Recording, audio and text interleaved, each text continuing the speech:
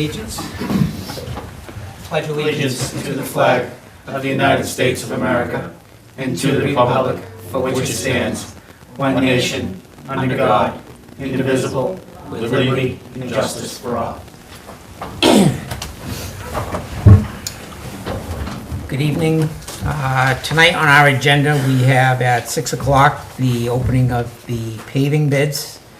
At 6:15, we're going to meet with the Stearns Burton Lecture Committee.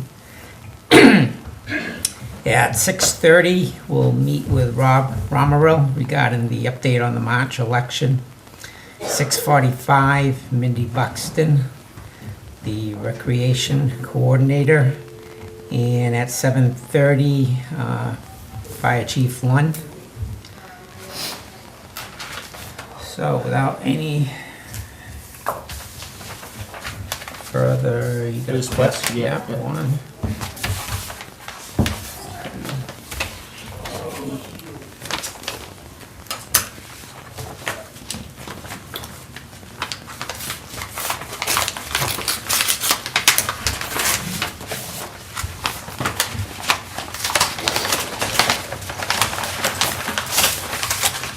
Yeah, I know.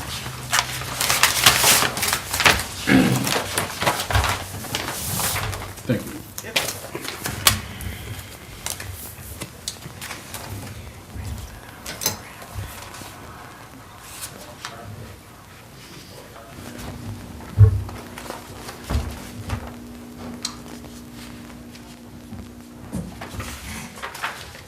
Okay, you're gonna jot these down, Polly?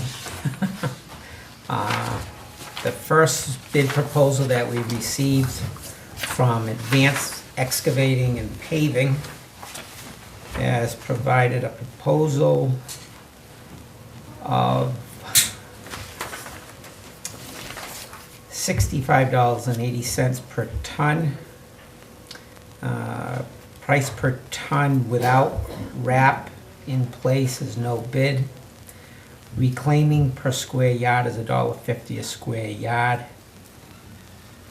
Estimated tonnage of 9,400 tons.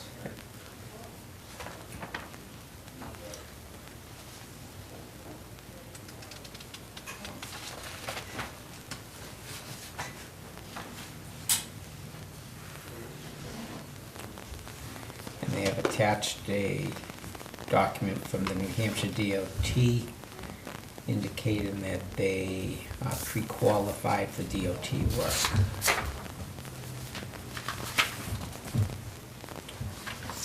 Would that one be valid because he didn't bid all the items? I believe it would be valid if it was in the best interest of the town. I believe that's the bid package says that the board has the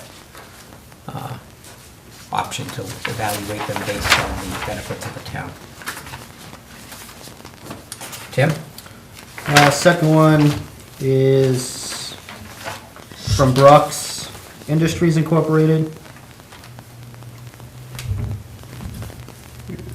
Price per ton $58. Price per ton without wrap in place is $63. Reclaim per square yard is $1.18. Estimated tonnage for asphalt is 9,410. Total cost with wrap $601,794.60. Without wrap $648,844.60. Tell me that last one again, 6,000. Without wrap Yep. 648,844.60. Thank you.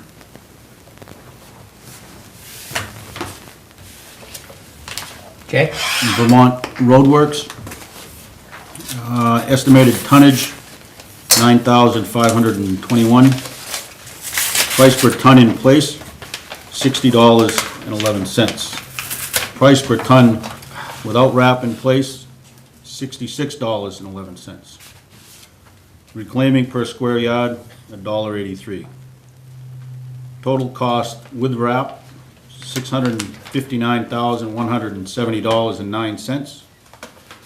Virgin asphalt, $716,296.09.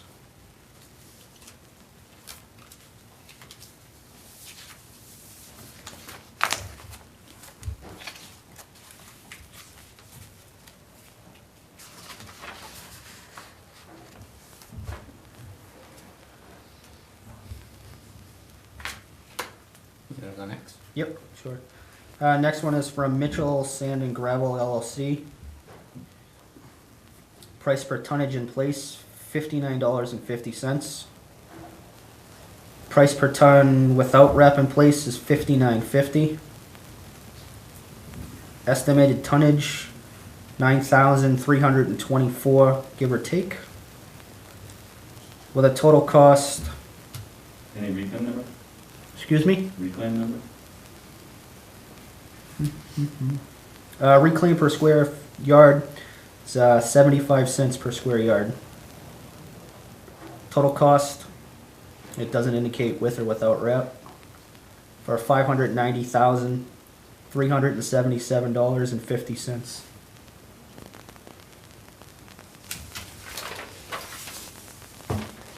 Does it say reclaim only or reclaim fine grade? Does it say? Doesn't say, it just says total cost, doesn't indicate with or without wrap. He's talking about the reclaim.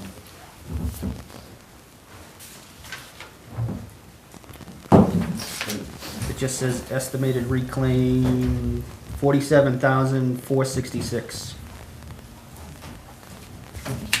That's the square yardage. I'm gonna put this whole thing back in this envelope. I apologize ahead of time, Joanne.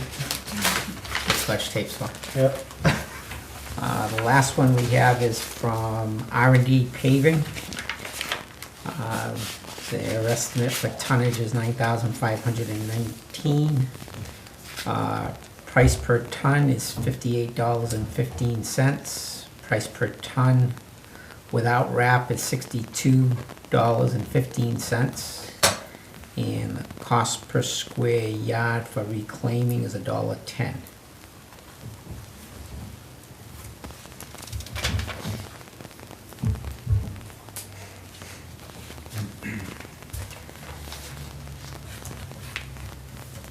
Could I see that last bid? This one? Yeah. Did it have totals? Total cost, 605, 743, 55.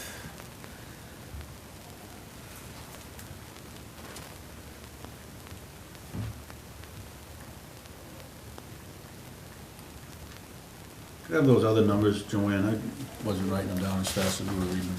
What was Mitchell's total? 590, 377.50. And Brock's?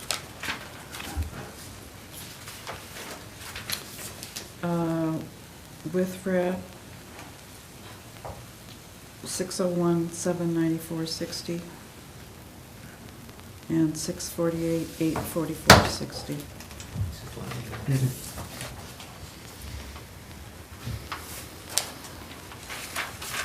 And they broke it down streetwise too.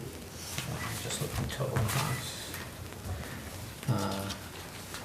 Difference here, strictly, yeah, since the bid is based on per ton, with $59.50 per ton versus $58.15. And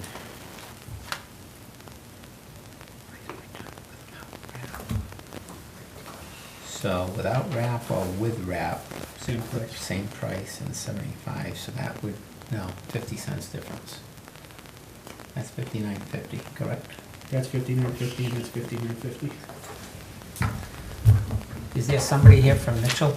We just want virgin mix, we don't want wrap. Okay, one number on here that says price per ton in place appears to be $59.50, $59.50. and the second one is the same number? $59.50, Okay, yeah. I thought that was a zero. No. Okay, so And the reclaiming is 75 cents. that would be 60, 25. Is that what it is, fine grade? Yep. 60, 25, and D would be at 63.25. 62.15. That's what they read. I'm sorry, 58.15 and 110 would be 59.25 Oh, with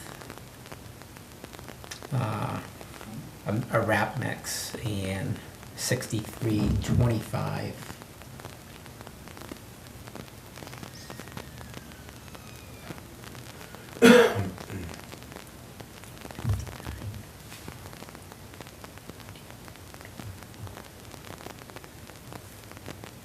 And so you have 59.50 and 75 is gonna bring you to 60.25.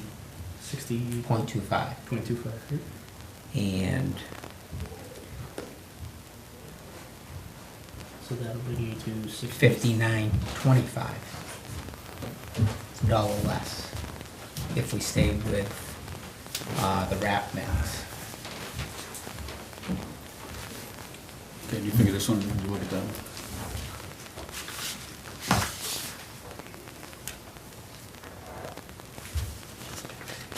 They would be higher because they're gonna be at 61.94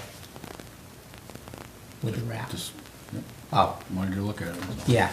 Well, that's why I was trying to, as you guys were mentioning, I'm saying, okay, which ones are we gonna be looking at, Mhm. so. This is Vermont, yeah, kilowatts.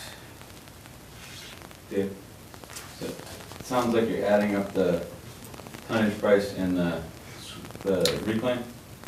I'm looking at both, But just so you know, the reclaim's per square yard, and the other stuff's per per ton. So by adding those, it's not, they're not That's true, you're right, yep. And the totals are all off a little bit too, everybody has a little bit different. different. Yeah. tonnages. What did we have? Bottom line, mix we in s- place, rocks would be low. What's that? Rocks would be low for mix in place, and then the reclaim you'd have to back in. Yeah, we've got to factor that in. I'm looking here on the bid form that went out. Peter had estimated 56,438 square yards. That included resurfacing, that wasn't. Yeah, it's all different thicknesses in that square, guys. Because you get Thayer Road that you're just topping, Correct. and the other ones you're doing the top, they're based in the top. And one of them's just basic. One of them's just base, yeah. On there, he indicated the thickness as well. Right. Say that one again? On the bid form that you guys sent out, he had indicated the thicknesses and he indicated the square yards, and also, I believe, well, from the square yards, we can all derive the tonnage, so. So they're all good, right? If you're bidding from that form that you sent out, Mm-hmm. we should all be able to get the same tonnages.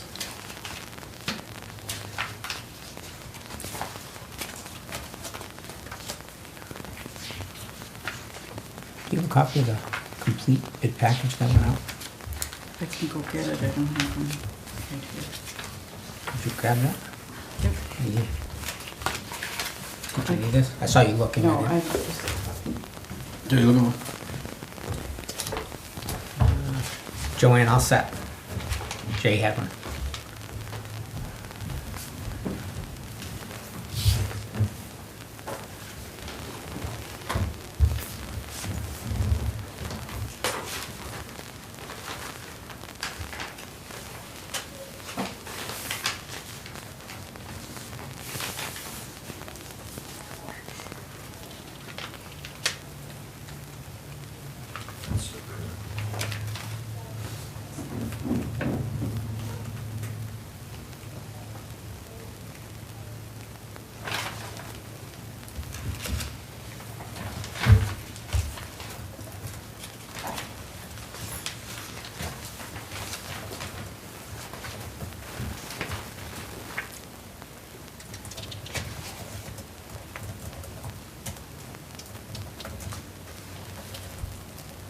You guys aren't gonna be awarding tonight, right? Don't know. I'm just curious. Okay.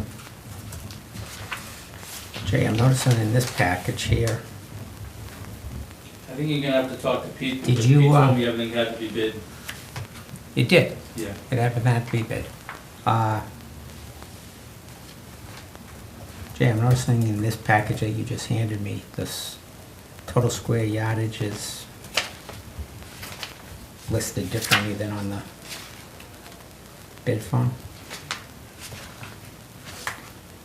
It's the package was given. On here, it says 36,464. I'm just trying to see what the difference is.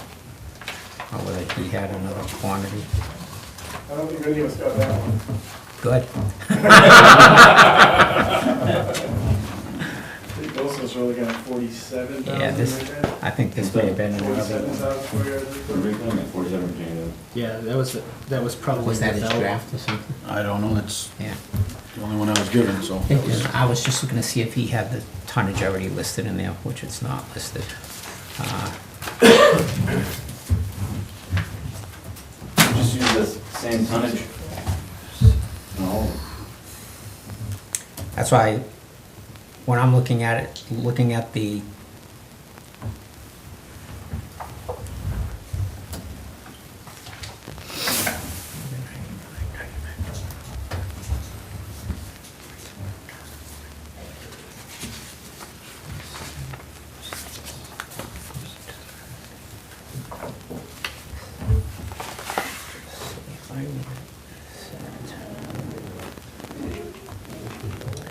Ninety-five, 21, 95, 19, 93, 24.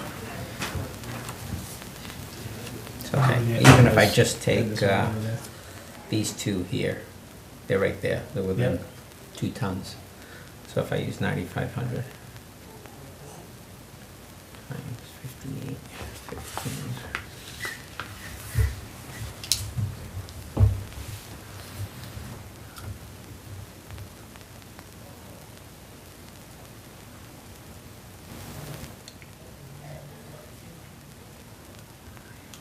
If we use the, well, this is what's gonna throw it off, the square yardage, although square yardage is what it is.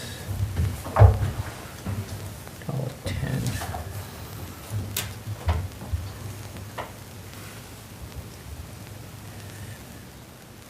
This wasn't this one. This is-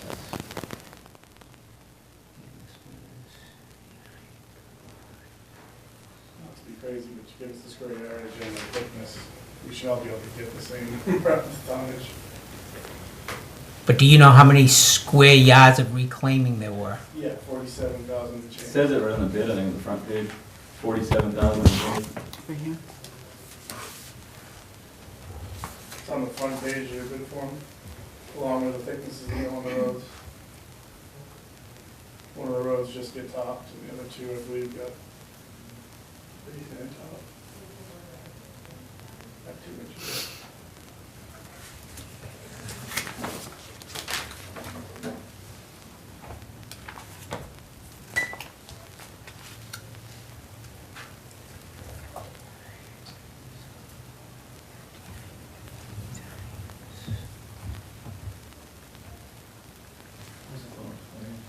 So 47,000, 3 something more.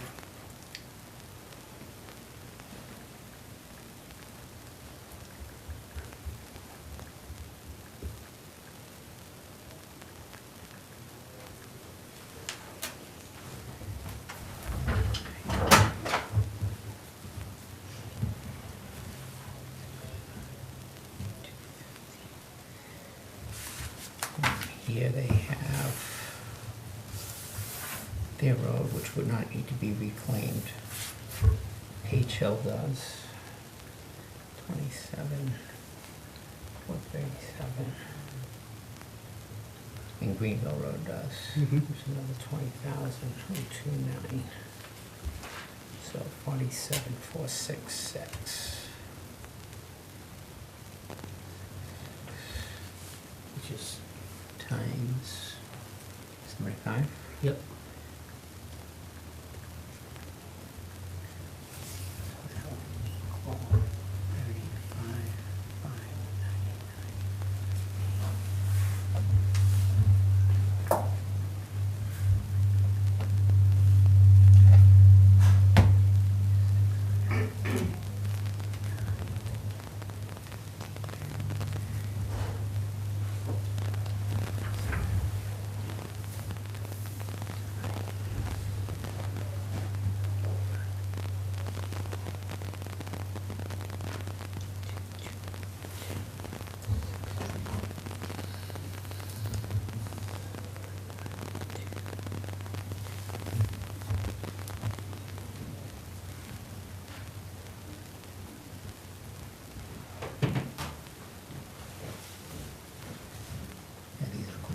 they're at 600,849.50. What's the other one over there? It's, This is,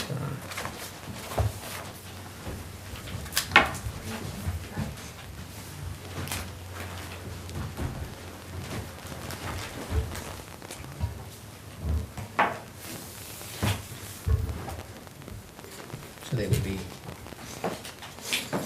well, we know that one's way high. yeah, Where this was- is out, well, price-wise, this one here. Price-wise Yeah, is this price range, high, he's at, yeah.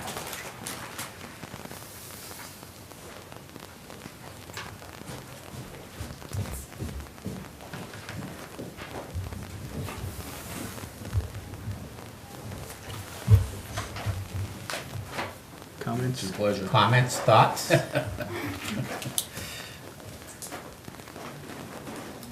Well, that would give us an extra $4,000 Yeah. to play with, so.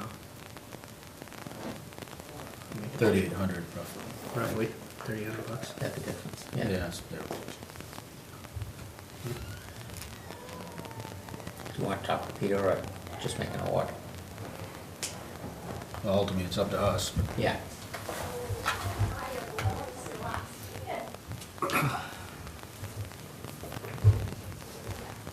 I'll make- I didn't see, Which one was their it? bid, I didn't see this bid package as far as,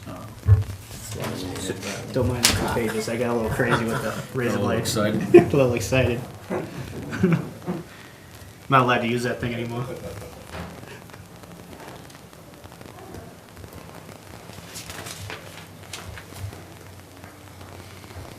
That bid package complete from what was asked by Peter? Wasn't there some reference to DOT?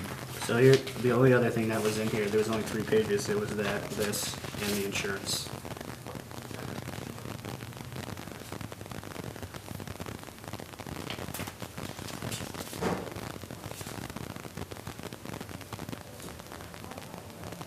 If you are speaking about mine, I have the District 4 contract, so Should, if you're speaking of the Mitchell bid, I have the District 4 contract, Okay. so we are.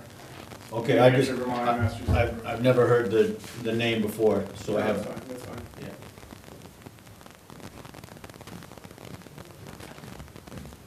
We would be holding them, their bid is for the package, other than that quantity that, but, Okay.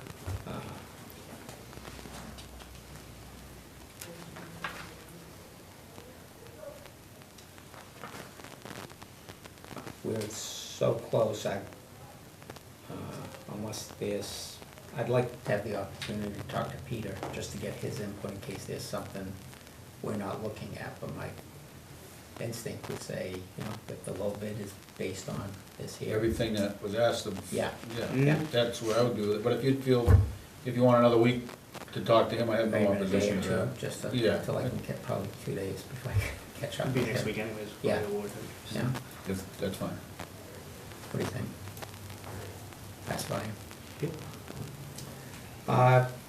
We'll take another week before we make the award. We just want to pass it by the DPW director and make sure we're not missing something. So who's the panel bidder? So by our calculation, it was Mitchell, Sun and Gravel at $600,849.50. And I assume R&D is the next one? R&D is at $604,637.60. And What do you, according to based off of how many tons? Yeah, what are you using for your numbers? We're using 90, I wrote it down, I want to use right here, 9,400, Even? It'd be 90. I'm sorry, hang on. I wrote 94, but I think I used 95. Two different numbers.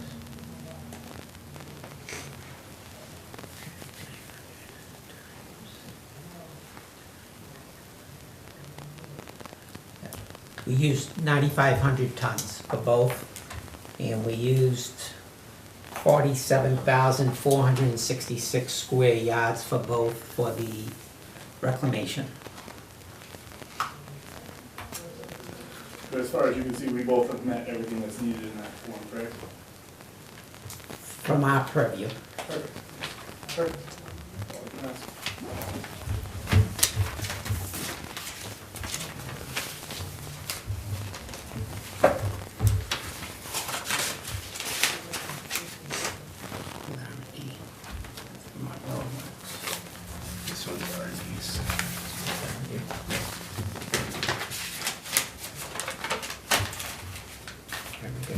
thank you very much.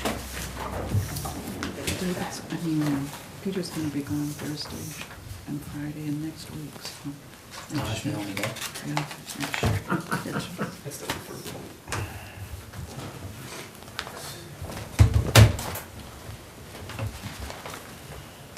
Do me a favor, Julie, just write that number down on the sheets where we calculated. Or at least on one of Is them. that gonna be open meeting when you're awarding it, or? Yes, yes, Okay. next. Just ask, when you guys Tuesday. talk about, it, just if you could, keep in mind, we have been doing your paving for the last 3 years. And I think everything's been going real smooth and, quality works, and second to none, I believe. Very, very close to it, obviously, so just try to Yes, keep that in yeah. mind. Appreciate it. Thank you. Thank you. If I have anything to say, you know, What's that? I don't have anything to say, just, thank you. Okay, Yeah, thank you. appreciate it. Thank you. Thanks for your bid. And I will do your bid for the next 3 years.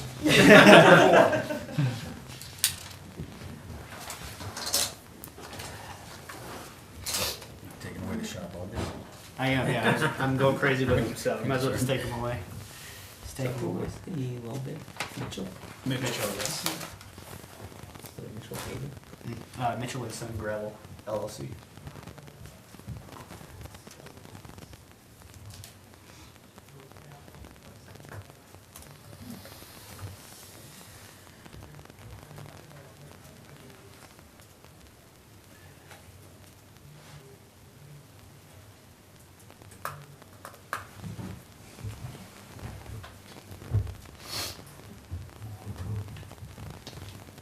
Okay, next on the agenda is the Stearns Burton Electric Committee.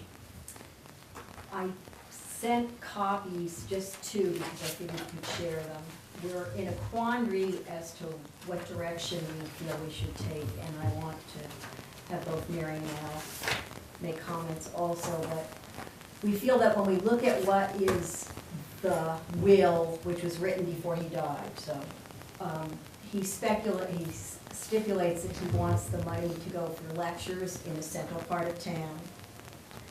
And we feel that some of the money in the past probably has been given not for things that are specific to the will. And we're wondering from the selectmen whether we need to be more specific to.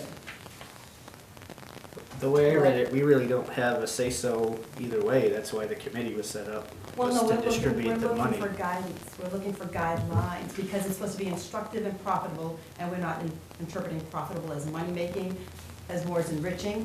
Benefit, yeah. And in the center of town, we're interpreting that as the inhabitants are all allowed to attend. But a lot of the lectures that have been done in the past have been done at the schools, and we can't exactly open a school during school hours to the town residents. Mhm. So that's where we're having issues. Can I see that? I don't know if I got the pages in the right order, but. And I think. So that- it's a fairly minor issue Mhm. on one hand, but if somebody comes back to us and then says, wait a minute, you've been giving it to the schools and the public isn't allowed to go to see the lectures, are we? What have you been giving to in regards to the schools? Like, just, Like eyes on owls, and it's not always owls, sometimes it's a bird of prey, sometimes it's a reptile. Somebody Yeah. comes in and speaks to a classroom, okay. so it's limited. So it's not open to the general public, Correct. it's only It to that can't be. classroom itself? Yeah, it can't be because Yep. of the security reasons, but, the thing is, years ago, the center of town, it was outside, not a big deal. Anybody could show up on horseback, wagon, whatever, walking. It's different these days, Mhm. and we can't really, in going forward and using the monies, we really are looking for, I don't know if you wanna say permission, but for guidance, basically, you know, what can we expend these monies? Can we update it? Can we somehow together write something that anybody who comes on a committee after we are done will be able to step in, it'll be smooth, there'll be no transition. Because really, we don't have anybody to go by. You know, Carol was on it for a little while, and, you know, Beverly was on it for forever. And even then, it didn't look like they were doing it in regards to the interpretation of the bequeath of the money.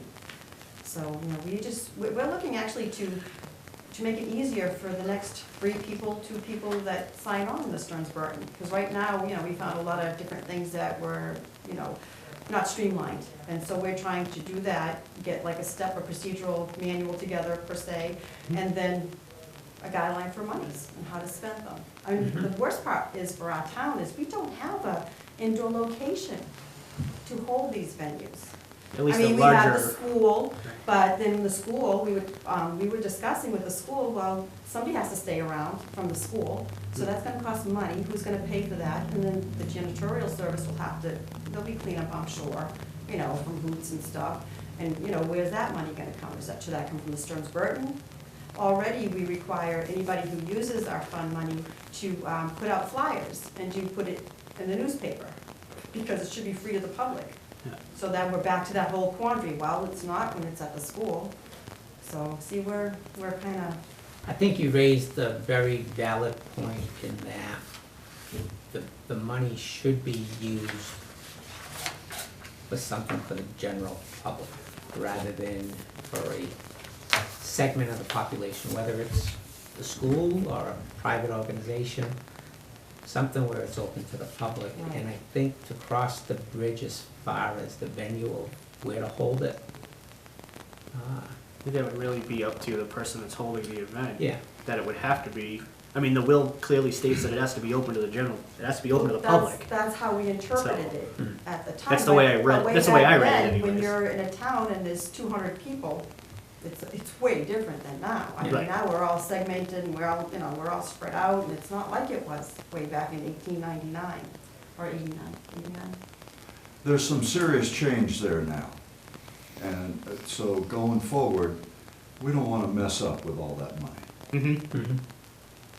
And I'm thinking, in the past, and I can't tell you which one specifically, but funds were approved by the board for events at the library. Mhm. And to me, that's a perfect venue. It's a public gathering spot, and it's for everybody. Correct, but it's very limited. I mean, Mhm. I went to see the architecture, the archaeologist talk about when he did Keene. It was really, I mean, it was great, but, I mean, we were like sardines. Fire code? I don't think so. I mean, it was great, but you couldn't hold any more people in that So building. if you had it, if So- you had it at a venue like the high school and it was open to the public, why would you not pay the necessary fees out of the Stearns Barton Lecture Fund to cover those Because it doesn't fees? stipulate that. But that would be part of the lecture in order to have it at that facility. But who would facilitate that? It wouldn't be the committee, because we're basically No, just, but the we're person that would- facilitators to the But the plan. person that would put it on would say, we'd like to have this event, we've made arrangements to hold it at the high school or the middle school, wherever, and these are the costs that are associated with that function. So we're asking for all this money to cover all of the expenses, including the fees associated with the building. Well, that's why we're here, that's what we're looking for. We're basically looking for, that would be something that we could build in for the future. Or if we had the Old Town Hall facility available at some point, or the town office. I don't know how this compares for space, but I'm sure if it's something for the public, we could It's hopefully generate usually not an something. issue right now, but we're hoping, Yeah. because we've been encouraged to spend the money. There's upwards of $60,000 that we have access to. Of course, we're not gonna all spend it in 1 or 2 or 3 or 4 years. Yeah. But we've been encouraged by the trustees to please, let's just get this money out there. Mm-hmm. So, we're hoping that eventually we will be able to draw more people and have different things, so, And one of the things is that the playground also is open movie night, which, again, that's a good, for the public. And it's open to But I the was gonna public. ask you on that, because that was something that when I was reading through that paperwork, it always seemed to indicate, and maybe it was a terminology they used back then, was that it was for lectures, for Correct. people to listen to. The original, Albert Stearns was for lectures. Mhm. Then when Frances Burton came in, I think she opened it up that it could be music and entertainment also, is what we understood from Yeah, I missed that one. what we've gotten. It's when she came in that they combined some, and see, again, we don't have all these things are in the town reports. And we don't Joanne has looked, we don't know where the source material for this is, other than these copies of everything we've got. And we have to Might be evolve the stuff fund missing. too. I mean, we can't stay with lectures. Who goes to lectures anymore? It used to be there'd be poetry readings. But the way problem back then. is That that was that's, entertainment. that's not what it was set up for, though. You have to Correct. abide by the will. So, But Right, it's, it's but, like Amos Fortune or the Lyceum, I think was what the man's intention was. but the precedent's already been set. That's another thing. For years, they've been spending, I mean, they were funding the puppet guy over at the children's See, theater. and that's why I thought when I first read this was that you're trying to redirect it to run parallel with what the bequest was for. And if that's the case, I can understand it. If you're looking to broaden it now, Yeah. it'd be nice to know what your thoughts are. Well, it's very hard to get people to use the funds, to be honest. I don't think a lot of people know that it's even available.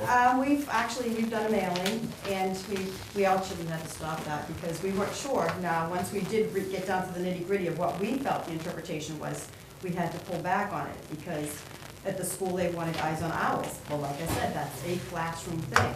And it's like, well, we're actually prohibiting people from going, and that goes all the way against that. I mean, you can't go any more in the other direction than that. So, I mean, I just think that the funds don't allow for evolution, everything changes. And I think we have to change the fund with the times. I don't think we'll expend any money with lectures. We wouldn't be able to help Mindy with the movies. Well, didn't you Because say that's you not went a to the lecture. lecture at the library? It was a lecture, yeah. Okay. Yeah. So, But but not enough of them? they're asking for you to use more money, and they're so limited to lectures. I mean, you're cutting back, I mean, Well, no, that's. you explained that it's not just lectures now, because I'm Well, saying I well, missed that in here, but if because, it has entertainment or music Well, or. last year, they did the band, right, for Yep, we do Autumn that every Fest? Autumn Fest. And we weren't on that, but that was and they done it prior years too, so, I mean, that's another thing, there's already precedents that have been set, I mean, Mhm. should we disregard that? I mean, we're trying to do the right thing by the fund, so actually, what do you guys think? Can we get legal interpretation of the will? I don't think we need that. I don't think we need to No, go that okay, far. so Let's they're go- interpreting it one way, I'm interpreting it a different way. Well, Why would you not get, you have two people that contribute to this fund, right? and it's Burton and become one Stearns. fund. It's Yes. become one fund. Yes. One person wanted it to fund lectures, and the other one wanted it to, Instructional lectures that are profitable to the inhabitants of the town. and the other one wanted it to fund, Music and entertainment. Yes. okay. So, it sounds like we've got it all covered in this one fund. Except for the attendance. I think that's what really hangs us up the most is the attendance. How Well, can we? It's gonna be open to the It would public. need to And be that's- in a and that's place where I that was the going. entire I was gonna- public is I was able gonna to say, if get you're to. offering monies to the school, or they're using the monies, maybe require of them that they hold it in the auditorium, and it is open to the public, whether they have it as a class or not, but it should make it public-friendly kind of thing. The only issue with that is you can't open a school to the public during school hours. Then you can't give, my thing would be then you I'm can't gonna give them the tell you money. right now, You can't give them the money then. It's not open to the public. You can't. So it Okay. could be something in the You're evening. saying what we've been kind of thinking Right. anyway. It needs to and be we want open to this the public. Affirmed from you also, Yeah. that it's not just us making this decision. So What were you gonna that's- say, Al? You were starting to say something? Well, it can be an event in the evening up at the school, as Right. long as it's Right. open to the public. The teacher can, request that her class go there, because there's gonna be a test on it, and da-da-da. Yeah, I would Yeah, say the that teacher would be can still fine. sponsor and set it up, Yeah. but it would Yeah. have to be after hours. If the school's gonna use the money, I would say it has to be open to the public. Okay, That would be my interpretation of it. right. Well, that feels good. Well, that's better. Well, that's where you because- were, wasn't it? Is that- Yes, yeah, you- exactly, so- that's where that was our thought process, going round and round, but we figured we'd gone around so many times, it's nice to have fresh minds and Sure. thoughts too. So we're all of the like mind and we Yeah, all I- wanna, do the right thing. I think Al's idea is probably the best, just have it in an evening and Mhm. open it to the public. And like Tim was saying, that if you have to pay for extra custodial, that's part of the whole deal, so. Okay. Joanne, can you put that in the minutes, please? Because then we're gonna have a copy of the minutes and we're gonna put that with our Stearns Burton paperwork, and that way anybody going forward can have that as a reference. That would work really well.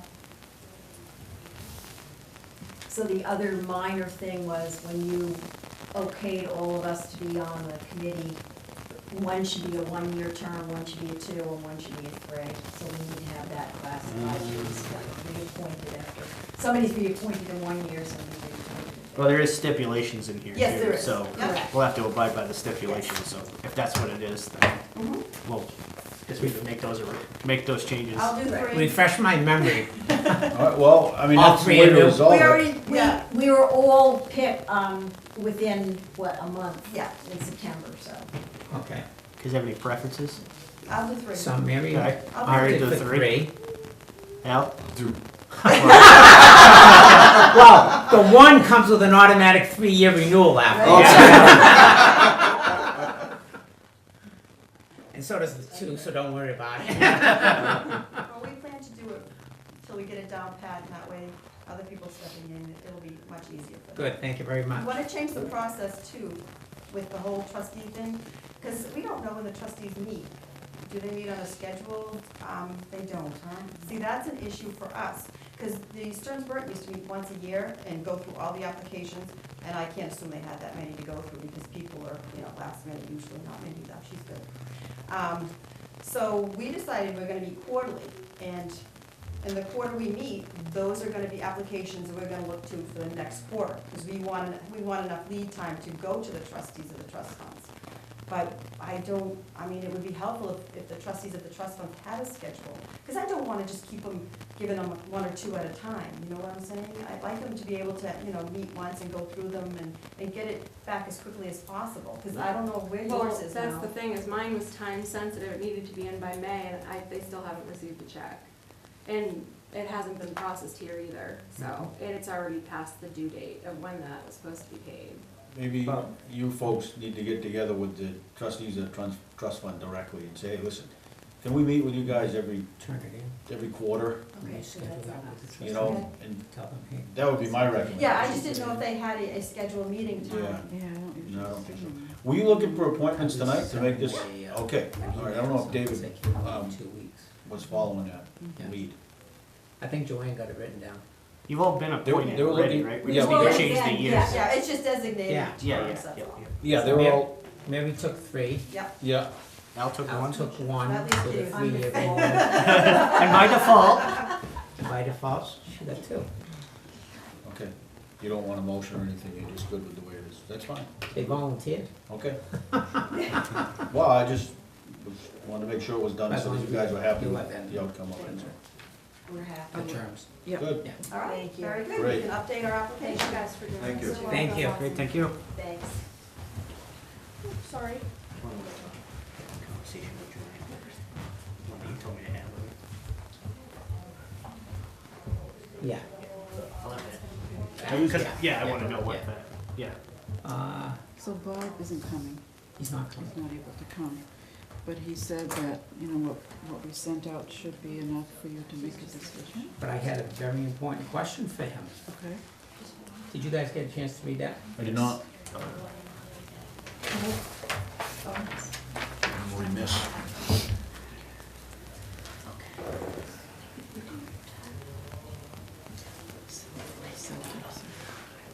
The Celtics Huh? are game 2. Do you want to see here? No, but that's where he is. Oh, Oh.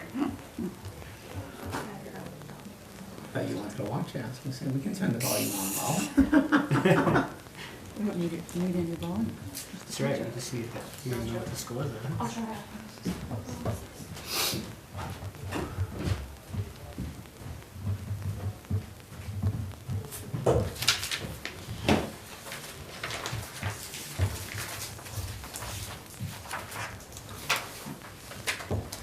I thought you wanted. My comment on this one here was in the description under paragraph 3, it says, in addition, I'm sorry, go up one.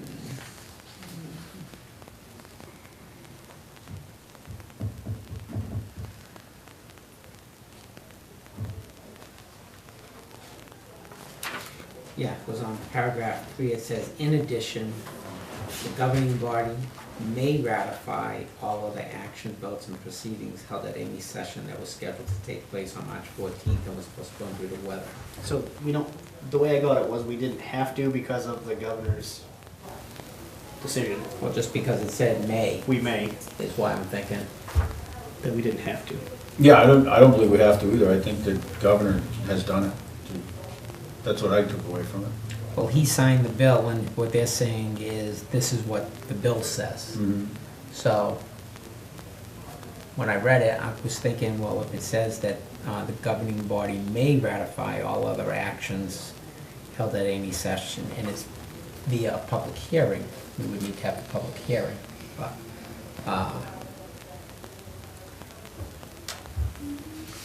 I don't know why we would need one. I don't think we do. And that's why I wanted him to tell us if we're interpreting this correctly, whether that may means we don't need to hold a public hearing. I think that's what he thinks too. Yeah. Yeah. Opinion on it. Motion, Two or not two?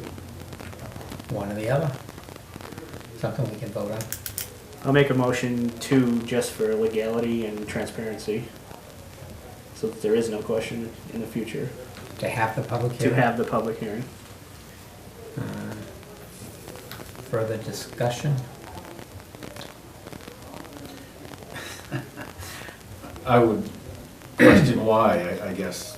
It's spelled out there pretty well that everything we've done is legal. And it's been stamped by the governor, so So we open a public hearing during a meeting, leave it open, nobody says anything, we close the meeting and take a vote. What's the harm? But we have to put it in the newspaper and notice it. We have to notice it there and on our website, I think is what it said, those were the two. But it's gonna be both. has anybody come in since the vote to challenge anything? That I'm aware of. So everybody's pretty much accepted that voting day was changed and those things. Okay. Yeah. Any further discussion? None from me. All in favor of having a public hearing? It was never seconded. Oh, Can't take that's it to a true. vote, That's so- true.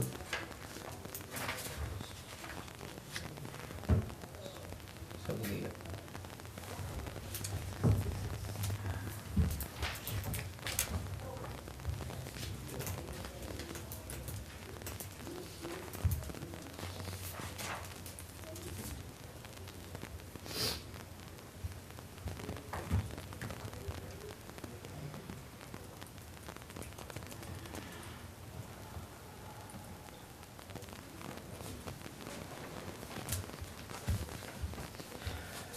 Mindy, you're on. Yay. Now, I have these drawings done and they're very professional. Oh, I like the scale you used. You like that? This was done in about 5 seconds. I just wanted to have something so you had an idea of what the heck I was talking about. So,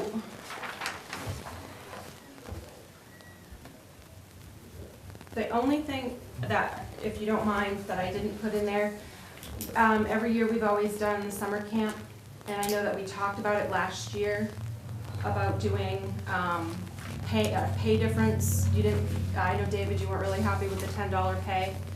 We're not doing the camp this year, but we're doing something that's called Fun Friday instead.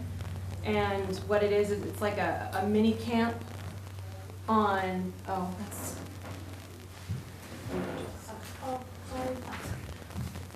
like a mini camp before the movie nights for the kids to come in. And it's like the mini camp is kind of gauged towards basically what the movie theme is.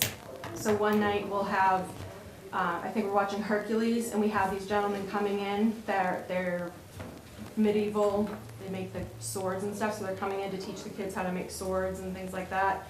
And then we'll have like open swim with the kids, and we'll have 2 counselors still, just like we did with camp.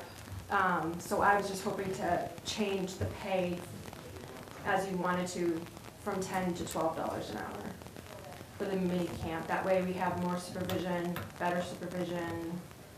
And if it works out, we'll review it again next year and see if we can get it up to of the weeks again. But without having indoor space, we really can't do the full week camps right now. Which were normally held during the day, correct? Morning. It's like, yeah, it was like 3 weeks during the days, but it was after last year's debacle with using the school and the school not being available in the middle of the storm, and, you know, people have paid already, and we've got all these kids in a shed, basically. I just found it unacceptable, the way that the school handled it, and then how we ended up having to handle it. So I don't wanna, until we have a facility to bring the kids to that I can be guaranteed to use, I don't wanna have that issue again. And, this way, we can still have something for the kids. And it'll also encourage people to come out to the movie too, because, you know, the kids just came and had this really fun day or evening. It'd be held 4 to 8 p.m. And then they get to go home, grab their PJs and come back down and watch the movie that they just, you know, spent the day doing the theme to. One of the movies is Space Jam, so we're gonna do basketball event, like, you know, little games and stuff over at the park, and then we feed them dinner. We'll just do like hot dogs and chips. Something, you know, easy for the kids to put together. But with the counseling, I definitely agree, with the $12 an hour would be best instead of the 10.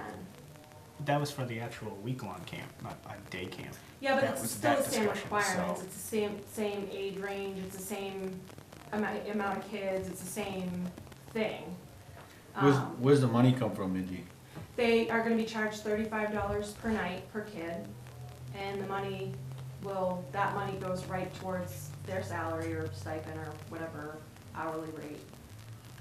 Is there a cap on that? Say I've got 6 kids, am I gonna be paying $210 a night? Do you really think you're going to get people to attend at that kind of price? $35 a night? Yep. And For how second, long? From 4 to 8 p.m. So they'll have a craft, activities, dinner, open swim time, supervised open swim time, and then,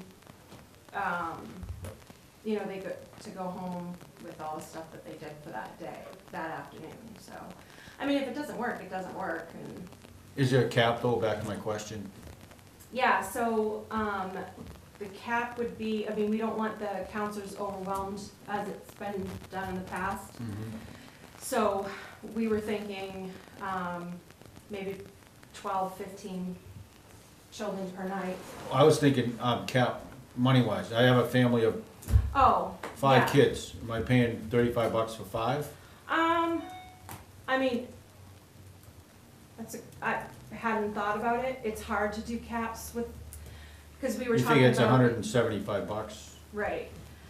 The problem that we had, it turned into like a math nightmare, trying to figure out if you did, say the kid, you know, discount if they want to do every single night, do we give them a discount? If they have 3 kids, do we give them a discount?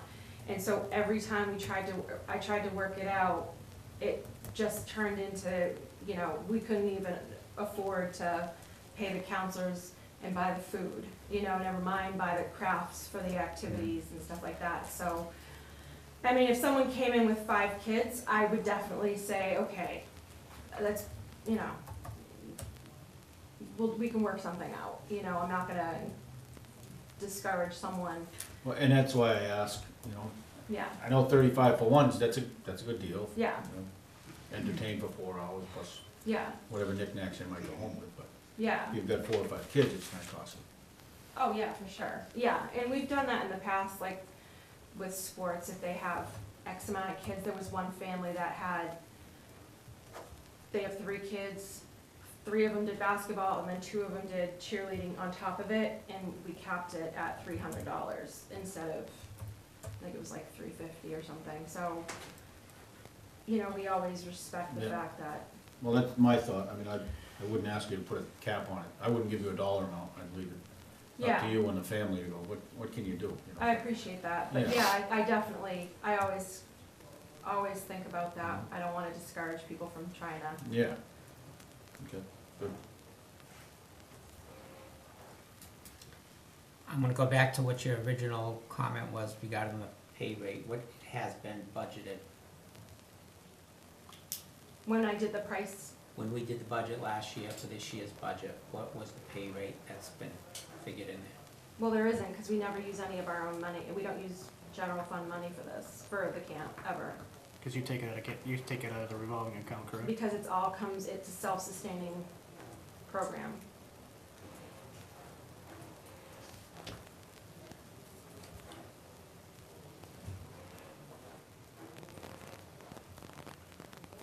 So you said figured 12 kids a night, right, for 2 counselors? Yeah. You use that figure? Yeah. $35 a head comes out to $420 a night, Mhm. minus counselors at, I think I did it off at, $100 roughly if each year. yeah, so $100 brings you down to $320. Mhm. You can run your program, $320. Well, A actually, night? it's more than 100 Yeah. because we'd be paying.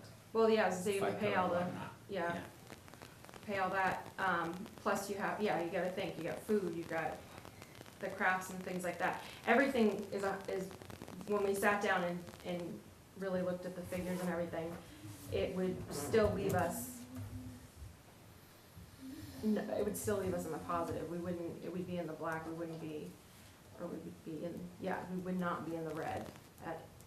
That's just how it works. If we have low signups, then we re-evaluate our crafts and activities. So that way it would reflect, you know, You're doing pre-signups? oh, gosh, yeah. No, we're actually doing a calendar, a rec calendar that would be handed out at the school before the end of the school year this year, so that way everyone knows what's going on ahead of time. We'll have all the sign-up forms up before that form goes home with the school, to the schools. And we'll post to social media as well as on the website as to the calendar of what's going on. So I'm trying now to get all our camps set now with dates specifically. And then even the yard sale stuff, all that, everything will be on the calendar. And that way we can even put a stack out in the lobby too. So that way people know what's going on this summer, because that was a huge problem last year, is lack of knowledge of what was coming up. So we want to make sure that everyone is aware of what's happening. So how many, I may have missed it, how many of these are you planning to do? We're gonna do 5, because we have 5 movies, yeah.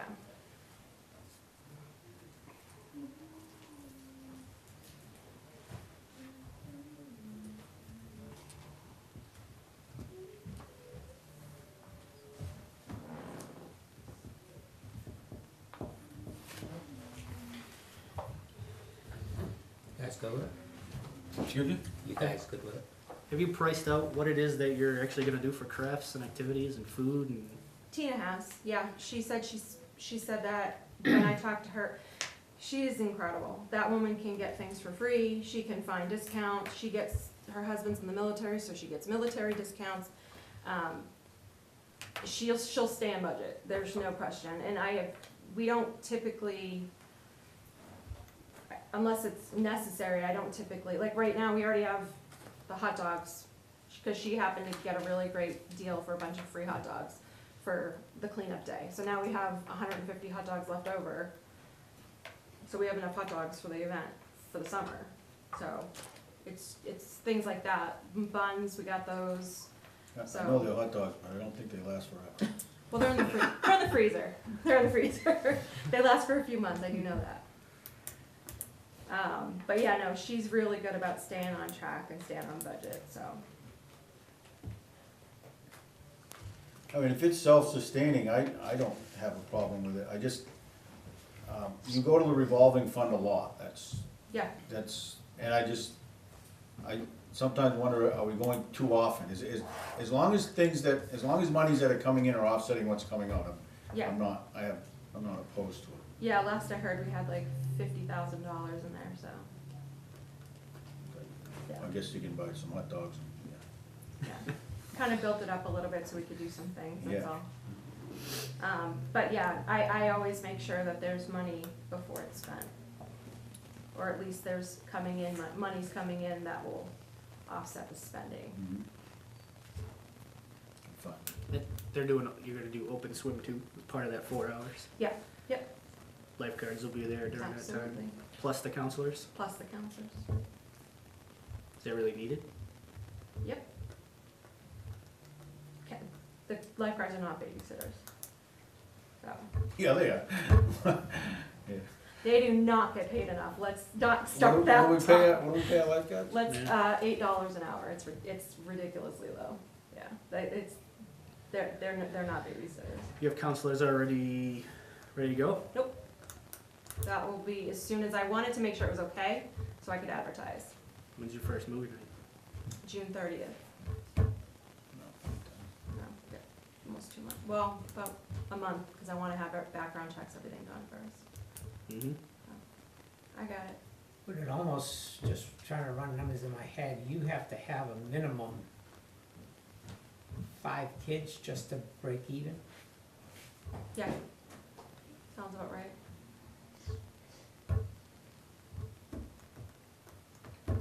Did it off at 12, came out to $295, we used $125 in wages. I was- Just on yeah, average, so- 125. And then I forgot about the lifeguards though. So Yeah, but they don't get, it's open swim. It's during the They're- open swim time Yeah. Oh, it's already. already, the pool's already open? Yeah, Yeah. it's not extra cost. Thank you. Mhm. So, you- Maybe down to 3 kids now. so I got $295 a night, that's what, for crafts and foods and whatever else that you buy. Right. And whatever doesn't get put in there, it goes into the festival's money, which comes, I have to pay my coordinator out of there now.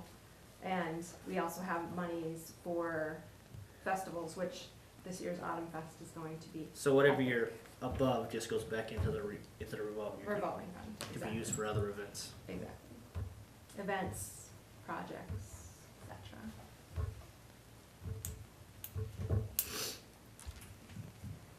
I don't have an issue with it. Fine. So 12 is cool? The only comment I'd have on that, if you had 2 adults, Mm-hmm. Over 18. yeah. But the way it was written here, it says one would be a minimum of 1 over 18. If the others are a kid. Well, like I you're was saying, thinking I would- 16 plus, because you have to be a certain age to even get CPR certified anyway. But I'm thinking like you just said, like if a lifeguard's getting paid $8, $9, $10 and this one's 12, then it starts Yeah. just even.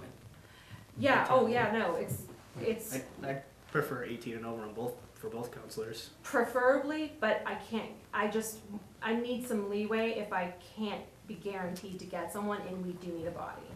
Because I cannot, with her softball schedule, and we're missing a lot of the movie nights in itself because we're away, so I can't even be there. You have a parent or two that can come down and watch it. I mean, you got Yeah, well. 2 I mean, months. So. They gotta be background checked, Valid concern. yeah. I mean, we I can't mean, have we've children had watching issues children. Yeah. Yeah. We've had Well, not issues children, with. but we've had girls that are 16 plus, 13 years old, you can be CPR certified and babysit a child privately. I think that's obviously way too young, but that's what the state of New Hampshire says. Mhm. So I preferably want someone who's 18 and older and CPR certified. In my opinion, they will both be CPR certified anyway. What I was hoping for is that maybe some of my lifeguards that aren't working that night might want to come in, because a lot of them are going to school for child development and things like that. So I was going to kind of hit them up, but I don't know if she's 17 or if she's 18 exactly. So that's why I wanted to kind of leave it open for interpretation. It wasn't because I want a 13-year-old child watching No, a child. I think we've had understand that. issues in the past with people younger than 18 that have come up in the past as lifeguards or counselors or whatever they may be. So we're covering our own bases. We like somebody that's 18 and above with CPR. Well, most of our lifeguards are under 18. Mm. I think we only have like 3 that aren't. So that's who works. You can't pay what we pay and expect a seasoned lifeguard to come in here and work. So, but it's also given some amazing kids great jobs that have, and they're now in college and still coming back, so. I would just have to defer to your judgment in that they are capable of, Appropriate choices. yeah. Okay. But I will try to respect the 18 plus. Yeah, I would appreciate that if you know, pull out all the stops to get the 18 plus, and then if you can't, I wouldn't go any younger than 16. Yeah, no, I wouldn't either. I would honestly, with my own children, I wouldn't feel comfortable, so. And you said, I heard background checks in there, so that's, Mhm. Yeah. that's good. Wage? So 12 is okay? Yeah. Yeah. Yeah. But, Okay. they're paying for themselves. Yeah. Yep. Okay, so the senior night, this is something that's actually coming up quite quickly. I guess back in the day, they would have SAU, the SAU would sponsor a senior night at the field. The kids would have food and a fire, and that was kind of like an end of the year type of celebration. They no longer allow it through the school. But I was really bummed when they denied it last year, because I thought, what a great, safe, fun thing for the kids to do before they graduate. So I would like to make this kind of an annual thing where the rec department sponsors an annual senior night, where we can have the kids come in, have a fire, watch a movie, because it's a private event, so that we don't need registered, we don't have to register, we don't have to pay for the movie. Through the Swank Incorporated, and offer them food. We can contact parents, local companies to see what they'll donate for food, chips, things like that. Maybe baseball can, donate money towards it, drinks, things like that. And then, obviously, this is all weather permitting. And it would close down like any other night. We have to be closed down by 10, and off we go, and we'll have families there, I mean, not families, but adults there to supervise. That's my biggest concern. Yeah. Yep. Yeah. You're not talking We're talking 17, 18, 19-year-old young kids. children at that point, Yeah. and In the past, this has always been a respectful, like, there hasn't been any big issues. I would touch base with the police department for them to kind of come through. Obviously, there would be myself, Tina, probably the Talbots that would be there supervising. Those 4 of us are usually the ones at these events anyway. But the night that we chose is a special night. It's a Thursday night, and it's specifically for a reason I don't want to say in public, but it goes really well with what the kids are doing that day for school. So it would be about, 7:30, 8 o'clock until, 9:45, and then we would watch them leave and clean up. is there a reason that you're aware of why the SAU doesn't do it anymore? They just didn't want to, from what I was told from the girl that contacted me last year. She's the president of the class, or vice president. They put in the paperwork properly, and then the board just denied it. So I'm not really sure.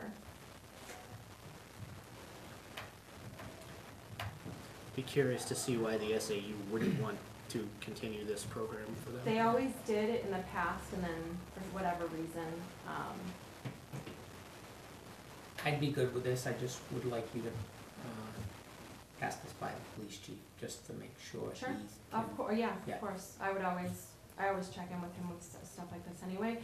And also, obviously, I need a permit for the fire, so it would also be brought to Meredith ahead of time as well. And then if everything kind of aligns, otherwise, we can just do a movie and food and music or something like that too. What are you looking at a cost figure? Noticed you put down here, any other cost to be picked up by the rec department out of the revolving fund. The only thing I could think of is if we didn't get enough donations for like food. That's literally it. Like, we have picnic tables and stuff all down there. We've got, access to the grill and everything, we've got propane. There's really no, it would be food. That's pretty much it. And I was gonna contact maybe the church and see if they would be interested in doing, maybe donating or letting us borrow the popcorn machine again for the movie. And they've always been really generous. And we actually have popcorn left over from last year, so we should be It'll go fine. good with those hot dogs. Yep. Popcorn is a dried seed, it's I know. fine. How big's the class? How many kids you Big- thinking? It's under, I mean, the class, the entire class, it's like, I think they said it's one of the smallest classes they've had, I think it's like 85. So, So how many chaperones you thinking? I don't know, probably 6. There's no way there's that many kids coming. But I'd say 6 chaperones if it started getting heavy. I'd probably call in some of my forces, maybe have my husband and son come down. Are there any other events going on that evening at the park? The only thing would be baseball, but they wouldn't be down there at 8 o'clock, so, which is about when we'd start. Well, they'd be there until, their game would be at what, 6?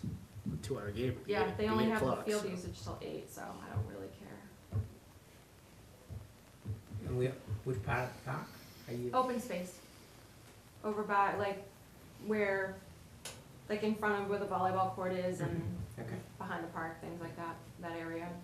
So you could have both venues going on at the same time? Absolutely, yeah, there'd be no issue there. Yeah. All I was thinking was at the public park, we're using it just for that.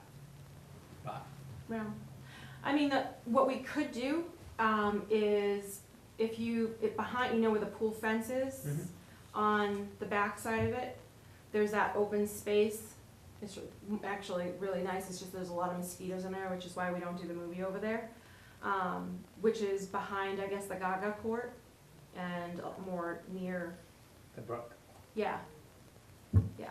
So we could put it, like, kind of tuck it away more. Yeah, which, No, I'm Yeah, just thinking as, just so the people would say, well. you know, The I general wanna go public over is, yeah, coming and going. there. I just didn't know if you were planning some way to segregate it or not, that's all. No, maybe, I mean, put up a sign letting people know what's going on, so they understand that it's, Scoot, you're not getting a free hot dog. You're not getting a free old hot dog. Okay? my only Anything else? concern would be supervision, because if you do get the whole class here, you've got 85, 17, 18, 19-year-olds. I was there once, I know it was a very long time ago, but I would recommend 1 to 5 as far as chaperones go, if you have that many, Okay. That's my thought on it, I don't know. There's a lot of people down there, so, Yeah, yeah. yeah, they've, we have, I mean, there's always those kids, but I've found, especially with this particular group of graduates, we have a lot of really respectable and good kids that I think would also discourage poor Good. behavior. We have a lot, there's a handful of them that are regular volunteers and also work for the town that are graduating, so I think there'd be some discouragement if they saw too much of a bad thing happening. And I'm very nosy, so I do poke around a little more than the How many average. did you expect to be there? I would say 40 would be, I mean, you automatically cut it in half and then, subtract a couple just because, there's gonna be parents that are like, no way. Plus, we're a pretty conservative town, so the likelihood of them being allowed to go is also limited to. Okay, let's move along. You've got 2 other items on here. I know, so is that okay for senior night? Run it by the police chief, make sure he doesn't have any input on that either. Yeah. That he's gonna Yeah. require an officer there or anything like that, so. Okay. Cool. And then Tim and I have obviously spoken about this. We really want a designated space for fires and the chicken barbecue, things like that. We're constantly having issues down at the field where the chicken barbecue is concerned.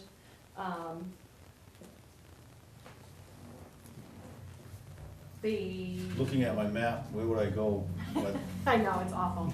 I'm sorry. I know, no, I know where you're at. So, basically, right in the area of, it would be far enough away from the wooded area behind the volleyball court, but kind of aligned with the volleyball court. So basically, we're exactly where we had talked about. How big are we talking?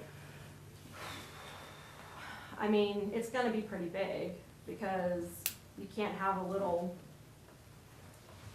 Well, you small. can, yeah, but you can only kindle a fire so big. Yeah, give me You dimensions. can't have a here. bonfire Yeah. on a consistent basis, Yeah, you know, I don't believe. No, And I'm more concerned with the town's liability with a proper fire. Designated. cooking pit down there that, Mhm. I know on here it's just a little circle, but I've seen the chicken barbecue Yeah. things before, and that's, As long as it's table. yes. Yeah. Well, Yeah. we can, Yeah. if need be, we can go to what Tim had suggested with the chicken barbecue, which is the blocks, cinder blocks on the grass, then the tin foil, then the coal, then the, I mean, this grass where they've been burning isn't coming back anytime soon. no, no. Well, if they cut it out and they just reseed and it, that's reseed why it, I'm just right. wondering, why don't we, first of all, my concern would be, as I'm saying, the liability, and Mhm.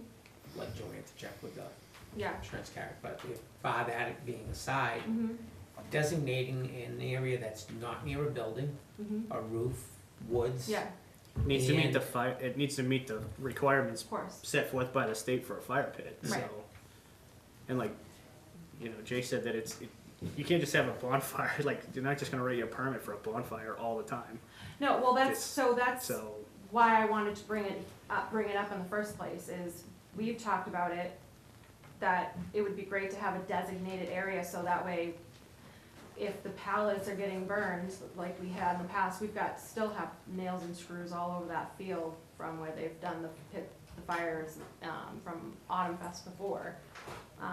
We have a section we still have kind of marked off to not use, because we still haven't gotten all of them out of the ground. So it would be nice to have a set space, so if we were to burn something like that, it's not gonna get caught up under someone's lawnmower and shot all over the field. But also, it'll look nicer. It's more appealing, it's a centerpiece, and it's not gonna be a bunch of cinder blocks in a circle for the fire, which I can't, it drives me crazy seeing stuff like that on a public field when you can have a nice setup. And then when we do eventually someday put a pavilion down, it becomes more of a rental space and more, I mean, just our family alone, we're looking for a family reunion space. We're looking all over the place, and the biggest draws have been a pavilion, a fireplace, like a fire pit, and water. I mean, we could literally have that at our field and these people charge $500-600 to use it, and See, I mean, that's further down the road, but that's not something I would even consider entertaining. To be honest with you. Let's go back to the fire we're pit. just talking revenue. Yeah, well, yeah, then you wait, opening yourself up to liability and everything else. But anyway, where the fire pit's been in the past, that's not a good spot. I know it's been over by the porta potty that's along the fence line, the tree line. There's a couple of scrub pines. No, Behind- it's actually up further from, but you're in the right area, it's just closer to where the volleyball court is. That's where they've been, at least that's where all the nails are. Yeah, but you wouldn't want it there, or would you? Is that- Yeah, You're okay with where? yeah, I mean, they've okayed it in the past, the fire department's okay with the location, obviously, because they've been doing it there for years. And then, just like I said, just tidying it up a bit with some proper border of stone. would See, with the look really engineered nice. drawing that I received here, Yes, yeah. Those little circles are stones. but it appears to be right near the children's play area, that's all I'm, Yeah, it looks like it's Well, closer down. I know, the engineer had a late morning or something.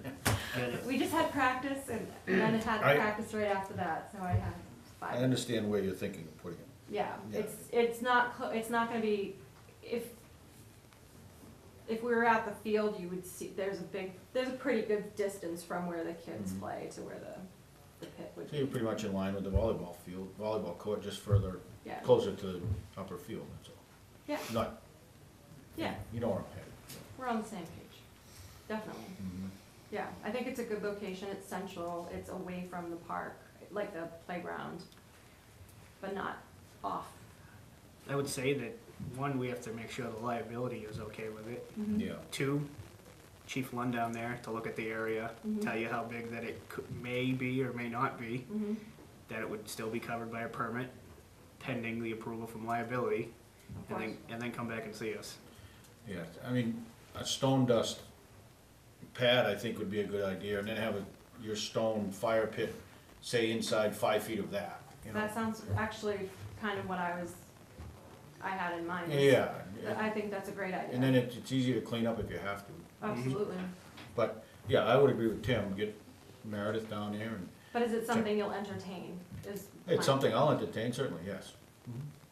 Just needs, If liability. sure. Well, allows, that's, yeah, I mean, that's what yeah. it comes down to, but I don't wanna come, I hate coming in here and it just being a bad idea. Well, I we're hate telling you to that. take the next step. We'll Yeah. check with liability, Yeah. and you need to go speak to Chief Lund, so Yeah, Yeah. take the next step, do those two things. cool. And That'd be awesome. Mhm. And then, before she gets here, the other thing was the walkway. This is something that the townspeople have been asking, begging, pleading for years. I went for a walk into the woods and it's gorgeous. I loved it. I think it's a fantastic idea if we were to keep it simple and natural, clear it up. We have, as I said in here, I think it's the mud hogs, not the mud dogs. It's all. It is hogs, yeah. I spoke with the president of the club, Jeremy Hutchinson, and he said that they are more than willing to come in and use the ATVs to mark where it would be proper, so avoid cutting any trees down, stay far enough away from the stream and that it won't, you know, if we had heavy water, it wouldn't wash out, things like that. And I know that there's the issue with the bridge. This would actually, in my mind, would deter the kids a little bit more from being out there screwing around, because at any time, there could be a parent or any adult that's gonna take a walk, stroll through there and see someone doing something wrong and then get reported. So I think that there's all kinds of things, parents waiting for practice to be over, the cross-country could even utilize it, schools could utilize it for exercise for the kids, and we just keep it as natural as possible, but really mark it out so it's an actual trail, and to work with, hopefully, work with,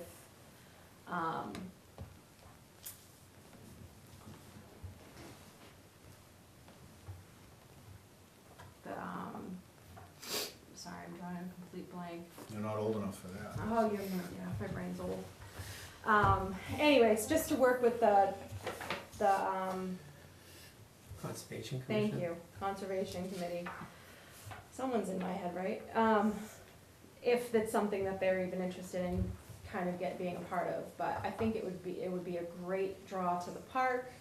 It would be awesome to have a walk space, and with as little disturbance as possible to, obviously, the natural environment. The whole point is that it's gorgeous in there, and nobody even knows it's there.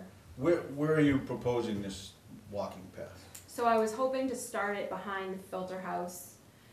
There's already, it almost looks like a trail already where the grass is, and it would go behind the pool fence, which is, like I said, there's already practically a walk space there.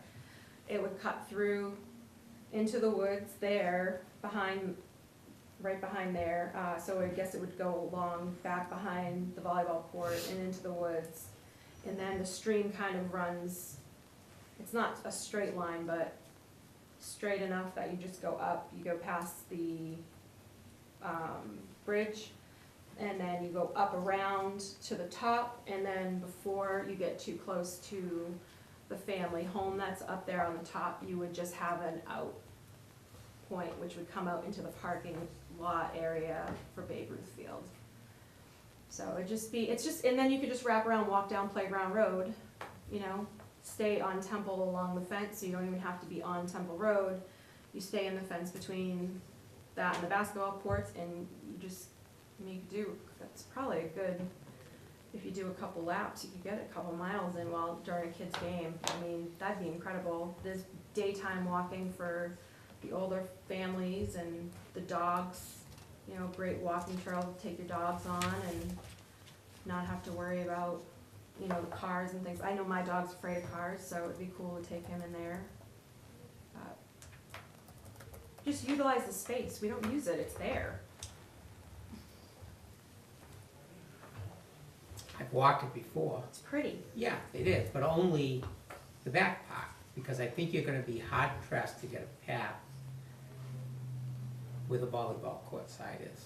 Because we had an issue with DES, and that was declared wetlands that got filled in. Okay. So I We wouldn't haven't actually. been there for years, but I mean, But we wouldn't even touch it though, like Yeah. where, how it's grassed already, we wouldn't do anything different to it. It's literally as natural as it can be. If there's places where we need to have fill, so to speak, we do what the state does and put down the untreated wood chips. You know, there's ways around disturbing a natural habitat, and I am all for leaving it as natural as possible, so. well, when you mentioned about having the ATVs go in there, that's the first thing that I said, boy, are we opening it up. No, they are, when I contacted them, it's specifically to, A, make sure it's wide enough trail, because the size of the ATV would be what two people would be. And it is rugged right now, because there's no trail, and they would literally go down and mark it for us. These men have done, and women have done so much work for the state on keeping the trails cleared. They do the work for snowmobiles, and then they go in the springtime and they clean out all the garbage. They are, I mean, you really can't ask for a better group of people to help, to offer, to volunteer for something like this, because they're not gonna be like, all right, we cleaned it, now we're gonna rip it up. They're not gonna do that. They're coming in to help with something that I need the help with. But don't you think that if it was made the width for an ATV, that an ATV's gonna, Well, it's the same thing with the park. I mean, nobody's been down there ripping up the fields, but they could. because It's big enough. they're in the wide open and somebody's gonna see them. They're gonna be at wide open at some point with that too, and they're gonna be heard. I'm just, Yeah, I mean, the beginning part of it isn't really that wide, and behind the pool house, I suppose, could be, but there's cameras, I thought behind the pool, the pool, and yeah, the filter house, yep. it was narrow before it drops down to the brook, no? No. Well, it's not all that wide. Mm. It's not tight though, I mean, like I said, we walked it, But it's not, there's setbacks too from water that we'd have to adhere to, I Yeah, believe, right? you're right, but if it's just a walking path, then, Yeah, but if they're Yeah. cutting stuff, there's the Yeah. shoreline Yeah. there wouldn't protection be and all that anything being stuff. cut in that area. Yeah. That area in particular, there's really nothing to cut. The only thing that's there that would even be a consideration is the poison ivy. But even that, I'm not, you know, if you know, as long as you're not in the woods, you're not gonna get it on you, so.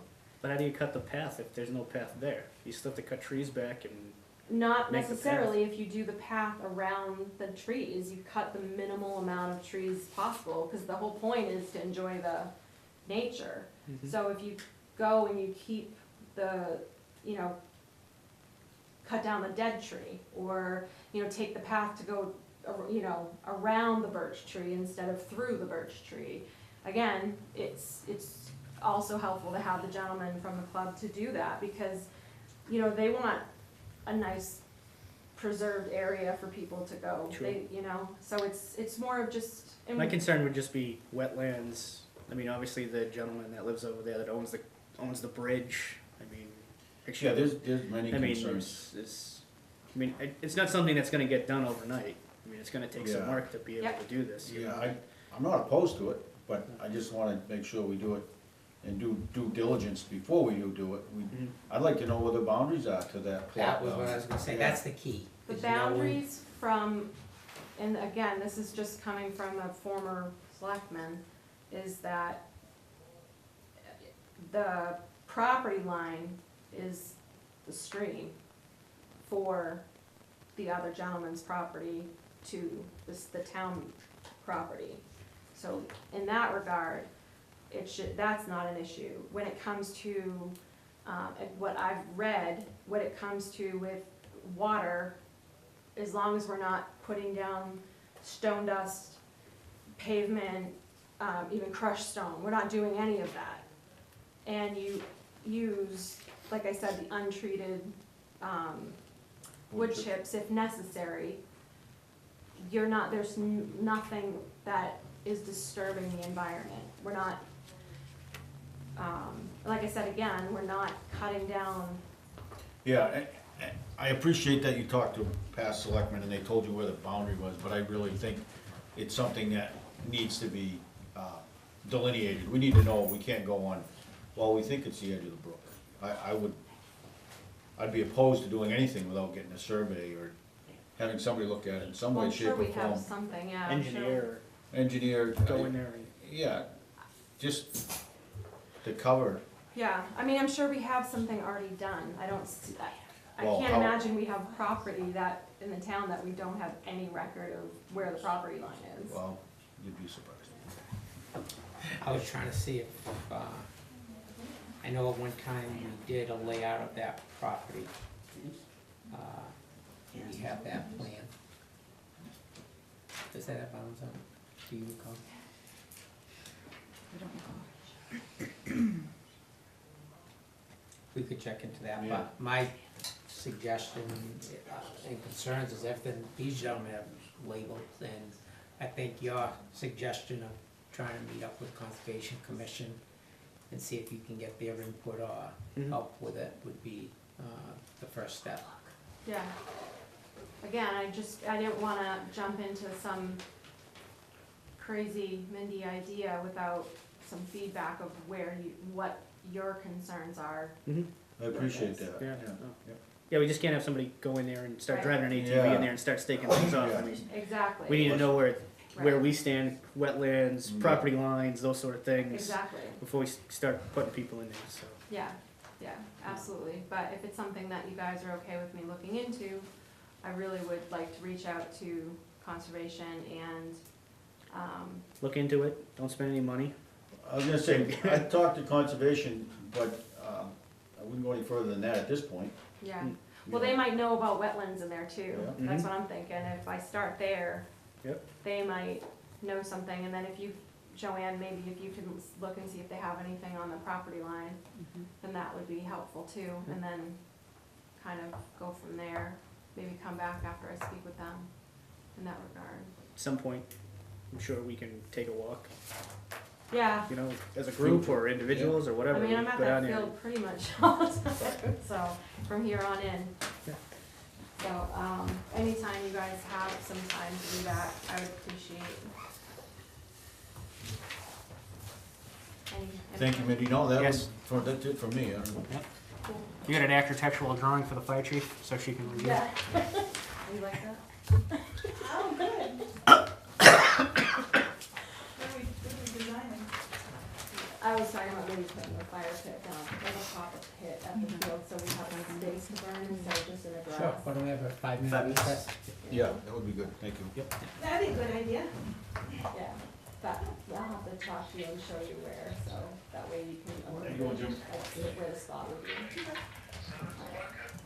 When you have time. And then we can draw up some, Actual thing? yeah, well, and then draw up some guidelines on making sure making sure it's, you know, somebody's there, and it's burning, and, How to put it out, and making sure there's water yeah, available. making sure there's a water access. Can you do like an extinguisher there? Or would it have to be water? An extinguisher's not gonna give you enough, an extinguisher only gonna last 3 to 5 minutes, so if it's a, Hi, Bray, how? yeah, but, you know, we can look at, how far away from the clubhouse are you looking at? It's not, it's right, it's like, Like the volleyball court? yeah, but a little bit further away. It's more centered in the open space, so it wouldn't be near the woods.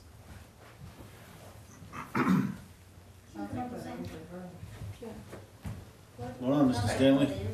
Yeah, well, That's what it that's, sounds like. I was gonna say, We used to do the big, we used to do Yeah. the big bonfires. We Yeah. spend all this money, I figured gotta we have them could in the do right that. place. First I thing didn't Tim move does it. is push his way I back. didn't move it, Ron. David comes in Yeah, really well, good. my husband has, you know. Is that any a better? little bit of extra No, no, stone, no, no. natural stone from the area, so I was thinking like, okay, That's this all would right. be really cool if we could do like a higher back, and you know, and then kinda keep it around. And then, Jay had mentioned even doing like crushed stone base around it, so it's more of a gathering. That'd be nice. Yeah, I think so too. And then, you know, the pavilion eventually. Yeah, 5 minute break. Yes, Not we're leaving crazy. right now. Awesome. It was good to see you. And we'll be in And I touch. did run that muster by the guys and it's, No, not interested. well, we know how much work it is. Do you have a text message? Yes, and I brought it, Oh, perfect. but That was just for me, David. Not everybody else. I didn't bring it, I didn't answer you. Sure, Thank you. because it's getting close to your bedtime. That's right. This kind of came up looking back over the past few years and trying to see what we have as far as MOUs and contracts with various different things. And in talking with Joanne, we've never had a contract with Sauhegan Valley Ambulance Service as far as, it went into the warrant article, their name was taken out of the warrant article, so it shows that we pay for emergency medical response, but we don't have any idea on paper what we're paying for. So, in talking with other area chiefs, it came up that we really need to have a contract, and I was kind of surprised, I told Joanne the other day, or Wendy or somebody, I was surprised the auditors hadn't picked up on the fact that we're paying money and we have no idea what we're paying for. So, I've been talking with Jim a little bit, Jim and I talked again today as a matter of fact, and said we're gonna start looking at researching whether we can do a straight MOU, because I don't know if we can, based on the fact that it's an outlay of. It's a private It's service. a private service and we're actually paying them for a service, or if we actually have have to have a contract. But under the state RSA's, technically, if anything happened, not that they would do anything good or bad or wrong or whatever, but if anything ever happened, it would fall back on us as a town, it would fall back on me as a fire chief. And I like my house, thank you. Because we're. What RSA are you referencing? Under 154-2, I think it's under 2, where it says that all emergency response and it names fire apparatus and any emergency response is the responsibility of the fire chief. Fire wards, fire whatever. But not a private service. So long as we have a contract that we have given that responsibility to them. Right now, we have nothing that says anything. And it says you have to have a contract in No, place? it just Oh, says, no. Correct, okay. Right now, it says it's my responsibility. So that contract would take that responsibility off of you and put it onto that The service. contract would be my responsibility, which you guys would sign, and then it would put the responsibility on them, is my understanding. But Jim wants to look at an MOU too, to see if we can maybe do an MOU, and like you said, I don't know that we can, but we're gonna try that. Being that because it's it a might be private, it's a easier. private service. Can you, what's an MOU? The state has Memorandum of understanding. But I would think it would have to be a contract. I think it has to be a Actual contract contract. too. An MOU, I'm thinking is more like the example that you had provided between Peterborough and Francistown. And that almost seemed more to be a mutual aid type thing, but depends on how you read it. Yeah, mutual know. aid would be a mutual aid, which is why it's, But you read, yeah. I didn't read the whole thing, because I'm saying, well, first of all, this one's way too long. Yeah. It was, all I did was give you an example, Yeah, it's way too long. When you start to Yeah. read, the whole first couple of pages was referencing mutual aid, Yeah. you know, between the Peterborough and Francistown. And Antrim, I talked with Tom Beaumont out of Antrim and Dave Chamberlain out of Jaffrey, both of them do similar to what we do, especially Jaffrey Ringe. And they're gonna send me copies of theirs, that I just have not gotten them yet. What does Jaffrey Ringe have? It's a private service? Yeah, and it's a nonprofit, very similar to what Sauhegan is, and then it provides care for both Ringe and Jaffrey. But it's a Jaffrey VFW nonprofit Oh, okay. ambulance. But they have a contract too, and I talked with Dave Chamberlain again last week, and he had found the draft, he was looking for the signed one, and he hasn't gotten it to me. And then Friday, I talked with Tom Beaumont out of Antrim, and he was gonna get me a copy of theirs as well. But if it's okay with you, Jim and I will keep exploring. I mean, I guess we're looking for permission to go forward with this, and we really should have something, and if so, Jim and I are willing to work on it together. I think it's important that we have a contract because the warrant article doesn't stipulate service, it just stipulates the amount of money. So if at any point we choose not to continue service with Sauhegan Valley, we'd have to have a contract with somebody else, Anyway. another private service anyways, so. Originally, when they were in the budget, I don't think it was an issue because they were part of our budget. And then they got taken out and put into that warrant article, and then when their name got taken out of it, I think that's when it became probably we should have had a contract. I think the name got taken out because that's when the pricing was going up, Yeah, and we said in and we case. wanted to be able to look at Yeah. our options as well. Yeah. But I'm presuming that SBAS doesn't have any contractual agreement in place with Greenville? And you're still in Greenville's budget, right? Right, they've kept us in the budget. Instead of a warrant article, you mean? Right. Yeah. I mean, I know why we took it out of the budget here. I was kind of involved with the town at that point. I think it was Benty that really pushed for that because he said if we get a budget that's a default budget that's less than what we proposed, we have to cut back all departments. And how we can't cut back Sauhegan Valley's numbers because we give you what it costs. We don't, we don't spin the wheel to come up with the numbers. We sit down and crunch them, as you know. So that's why Benty thought it would be a good idea to take it out of the main budget because a warrant article is a warrant article. It doesn't get cut. If the budget doesn't pass, it does pass. It's got nothing to do with the warrant article. But as Meredith has mentioned, is that if the town did have a contractual agreement with SBAS, it could stay in the budget. Because with a default budget, you still need to add the contractual agreements. So it could Oh, be that's put back. interesting. Okay, so Yeah. that was never said until tonight. Yeah, I hadn't heard that either. That's, I mean, my only concern is, you look at these contracts, and they're many, many pages. My board's not gonna allow me to sign off on a contract until a lawyer looks at it. And that's an expense that I don't have budgeted for. So I do have a concern, and it's also an expense that Greenville has no part of. They've got nothing to benefit by a contract with us, so any costs involved in the contract with New Ipswich and Sauhegan Valley really shouldn't come under their, shouldn't be taken out of their part of the budget. Who's part of the budget? Greenville's? Well, yeah, it's about 40%. Well, that, except that we are paying their rate. what I mean is, that would be an agreement between SBAS and Greenville. It has nothing to do with New Ipswich.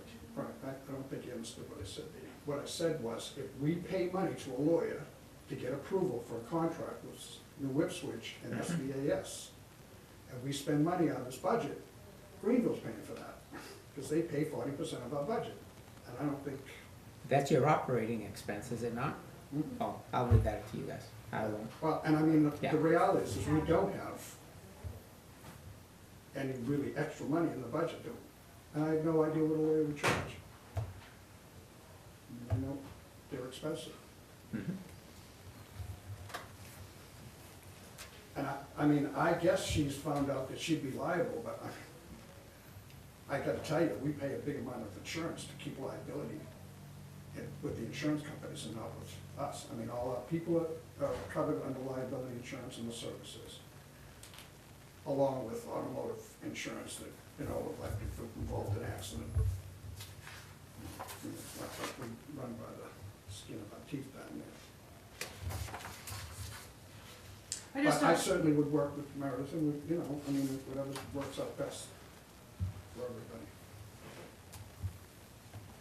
and if somebody thinks otherwise that we don't need a contract, I can't imagine that we would do business with anybody else for anything else and not have a contractual agreement. Well, the So I library don't doesn't know have a why this is contract. any, what? The library provides services to the town without a contract, and that's on a warrant article. But it's not the same It's service. a little different. It's a vendor, you contract them to be there, it's the same thing. Mm, The liability, if somebody falls down the stairs there, who's liable? They are, not the town. Well, if somebody falls down our stairs, I think we're liable, I don't think the town's Yeah. liable. Oh, your stairs, yeah. Or gets, has an issue in the ambulance that they think they were mistreated. I don't think it's gonna fall back on the town because we provided the service and we're a private nonprofit. I'm not saying the lawyers wouldn't pick out every name in the book. I mean, if they were gonna sue, they'd probably sue the town, sue the three of you, sue her, sue me, who knows? But I don't think there's any liability to the town. Before we do anything, should we ask legal counsel their advice on, should we have a contract with our ambulance service, or get an opinion before we get an opinion?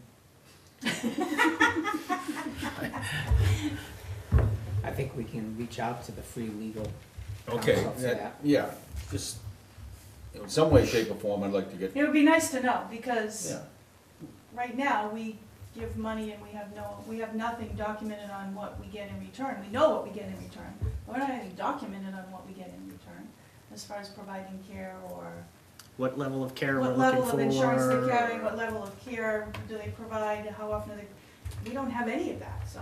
But I was just You know what thinking, the level of care is by the fact that we are licensed by the state to give levels of care. That's who determines who can give the level of care, Right. is our license. Sure, but the town could say, we want this level of care, we don't want a double basic ambulance, we want an intermediate at any given time.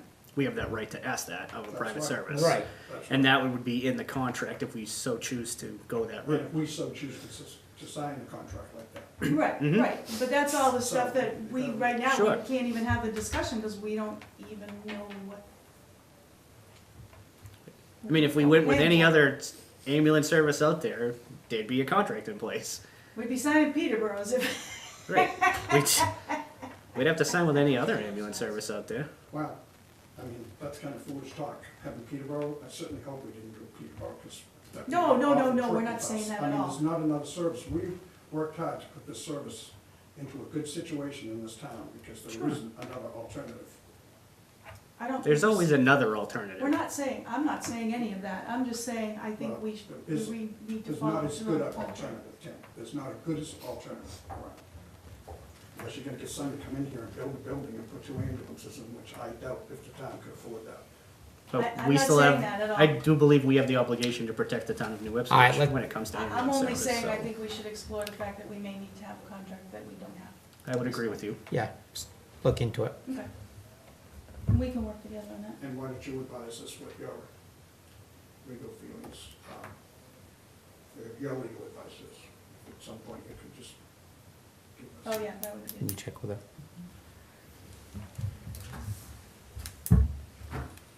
All right, the rest of this stuff is too much fun for me.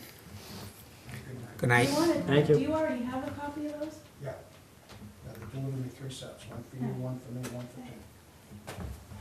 Thanks. Thanks. I said, what the heck am I gonna do with those? Wallpaper pad. Okay, moving right along. Show's yours. What do you wanna do first? Wanna do a stipend so that, alright. So the stipend thing, I did send copies up for everybody. We've added, Tim had asked for a copy of our roster. And then after we do that, we can maybe go into the, I also worked on the detail rate portion of it as well. I was reading in my own copy. So I assume you had a chance to look at it, the stipend process. And this is pretty much what we have had in place for a long time, except that Wendy simplified it quite a bit so that it made sense to her, was easier to explain to the general membership. And the change that we made after coming to you the last time, was, once we get down to 50%, where they were only doing 10% of calls and 40% of meetings, we then said that there would be no pay. And in that whole thing, because you had a concern, I think it was Tim that had a concern that the numbers didn't necessarily add up. If we get that low on response, then we're gonna start doing other things as well, as far as finding out what their intentions are to be on the service, because I think, as I brought up in the past, it's not just the stipend money that we're expending to keep firefighters, it's the cost of their gear, keeping them, insurance, all that kind of stuff. If we've got somebody that's only making, 5% of calls and rarely comes to a meeting, why am I gonna spend $2,000 on a set of gear for them? So that's what we'll be having conversations with them if we get down to that point, so. What are the number difference, Meredith, between last year's budget and this year? What, are any of these rates increasing? The only rate that went up, and it actually is in our budget and did get approved in our budget, was we did increase for anybody that went on and got an EMT in addition. So where you see on that first page, level 1 firefighter, certified firefighter, and level 1 certified with EMT, that extra $300 for each EMT, we increased our budget this year. Otherwise, our numbers stayed the same as they've been in the past. And that was due to the extra commitment that they're making and the extra hours that they have to keep their license up, and the extra thing that they'll be doing. Who's paying for that? Who's Training? paying for? EMTs. Most of the time, rarely are we paying for it. Most of the time, either Sauhegan's paying for it, because they have some kind of agreement, with Matt, or they're paying for it themselves. If we have extra money in our budget, at the end of the year, we will look at reimbursing them for it, but generally we do not, because we don't have that money in our budget. And, my only comment on here is that it shouldn't be considered like a slush fund. That it What? should be The the whole payroll? stipend. Oh, Yeah, no, I it should agree. be, here's the criteria, there's no gray matter here. It's not gonna be subjective to somebody's opinion. If you have a way of, like you've outlined, percentage of calls, percentage of meetings, whatever, that to me is a good methodology. The only gray area, if you want to call it that, would be to give somebody an additional above the 100%. I saw that on number 11. Going above and beyond. And my rationale for that was, if we're detracting from someone because they're not making calls or doing things, somebody else is picking up that slack and going above and beyond. And I'll give you an example. When we talk about the rescue tonight, the lieutenant that's doing all the rescue stuff and doing all the maintenance and all the vehicles, he's there every Saturday doing stuff. He's replacing tail lights and stuff that we're not then sending out to have fixed by somebody else. So those guys that are going above and beyond, like the guys that are painting the inside of the fire station right now, nobody asked them to do that, but they really should be rewarded for that commitment that they're making. But is there a way that you could incorporate something like that within this? We kicked it around how much, trying to figure out a way to do that. And then we kind of just left it that it would be, if there was money left over. And I think our last year, when we made our last stipend disbursement, those guys that had gone above and beyond, we gave them 25%. Of what? Of their, so that we gave them an additional 25% of their half of the year. So a firefighter who was making $1,000 got, half would be 500 and then 25%, so they got $125. So those are the guys, Matt Hatchers that does all our communications, all that kind of stuff. So I don't know how you could actually define it, because it's always gonna be that influx kind of And the other thing that we added into that was the Little League parades, the Messinic wins the championship. Those guys that are pulling those trucks on short notice are keeping track, and we have a form that they're filling out now that says, I did this detail. That would be included in that. See, to me, those things there shouldn't come out of stipends. The last one that you were just saying, you know, if they're gonna be in a parade or whatever, hey, that's your volunteering to do that. Versus the guys that you're saying are there to fix the vehicle, not a good idea, I don't agree with you. okay? Because those guys are giving up their time to come down and be part of the community, and Well, we're they're doing saying, it to be part of the community, or are they doing it because they know they're getting paid? oh, they don't know they're getting paid. Well, They haven't been presented. They haven't been presented this yet, they're just. so they've doing done it in the past without being paid, Yeah. and you feel going forward they should be paid? Well, I feel like we ask so much out of them already, and we're calling them up on a Sunday afternoon and saying, hey, the cheerleaders just won the championship. Can anybody run a truck? And a guy will say, well, yeah, I'm around to do that. They don't have to do that. Right, but I mean, that's the sense of community. To Yeah. me, everyone shouldn't be getting paid for everything Thing they do. that they're doing. But they're going above and beyond what they're being expected. But that's up to themselves. If you had no driver to go and toot the horn down the truck when the cheerleaders win, they don't get it. I don't know. Whereas the example though that you used, and to me, yes, by all means, if somebody's putting in time to, whether it's paint the building, fix your trucks, clean them, whatever it may be, Prevention I have no idea what that is, but I'll agree with you. week? 'Cause Those guys types of take- things. Guys take the day off from work to go up to the schools and do fire prevention, that's something. That's like they should- education for the kids. Yeah, to me, that's, But at what point do these not responsibilities of firefighters? That these would be things that, like, you're required to wash a truck. Like, why are you not required to keep up your station, the inside of your station? Like, why would those things not be day-to-day chores? Then already. Are you gonna figure them in up here? For those that- oh, no, I don't mean you have to figure it in up there. That was just a suggestion, but even if you could at least define, these are the items that we would consider if there was money left over to provide additional compensation. Rather than something that could, well, yeah, he did rake the lawn, so let's give him, Yeah, you we know. started making a list of what we think would fall into that category. Yeah, And- that's all. And we're in the very beginning of figuring out what specifically should go in that. The guys, when we started doing the long-range maintenance plan on the trucks, one of the things they told us is those trucks don't run enough. We really need to get out and get some good run time on them.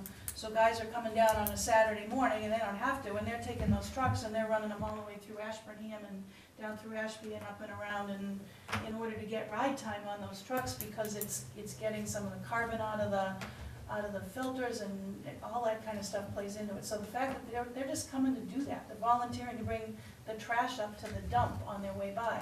That kind of stuff, I think that they don't have to do that. They can just come to 35% of the calls and 65% of the meetings, get 100%. Mhm. But I want them to, they're giving to us, I think we need to give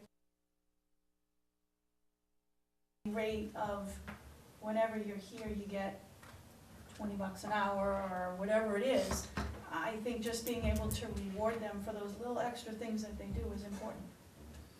Kind of like a bonus, Christmas bonus. So for those that don't make the required Then they don't get their. percentage, but they do these extra Yeah, things, no. why not? Why would Because that they're not? not meeting the minimums of being part of the department.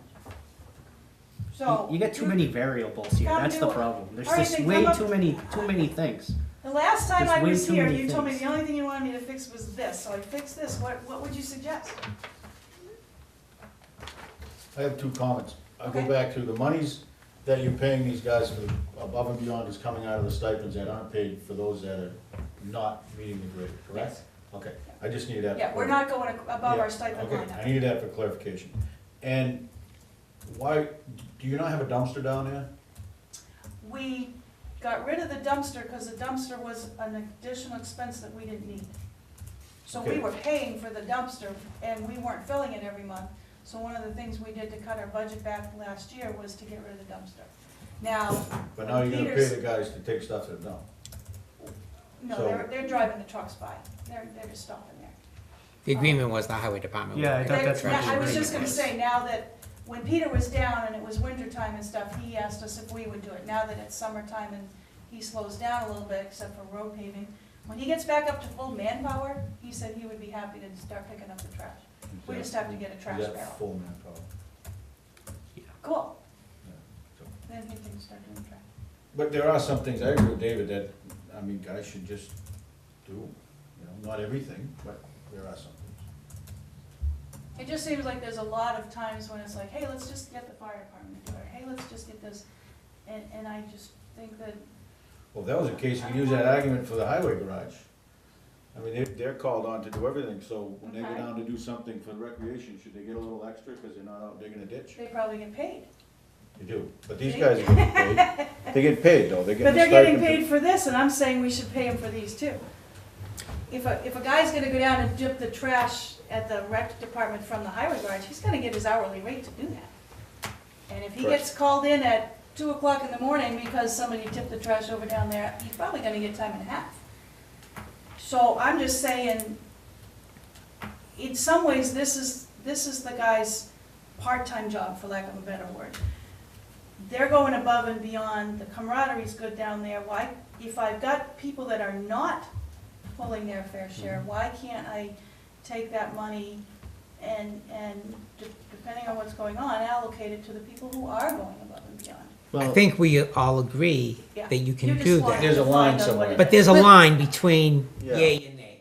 Yeah. well, here's my, I guess my Maybe or not. comment on that. I see that side of it. A member of the select board, usually the chairperson, signs off when you appoint the member for a certain amount of stipend, for a figure of their stipend, correct? No, We Yeah, we do, do. yeah. So you. In other words, if appoint you a member have to a person that now becomes a Firefighter level one 2 or certified level fighter two. with EMT, before Roger can cut a check, I need to sign off on the increase in, okay, So That's it's what this he's- figure that goes on, this $1,800 goes on there for that example. So how is it that we could pay that person more than that stipend? because she's going, at the end of the biannually, she's gonna say, well, these people here have gone above and beyond. But we don't do that with any other stipend person within the town.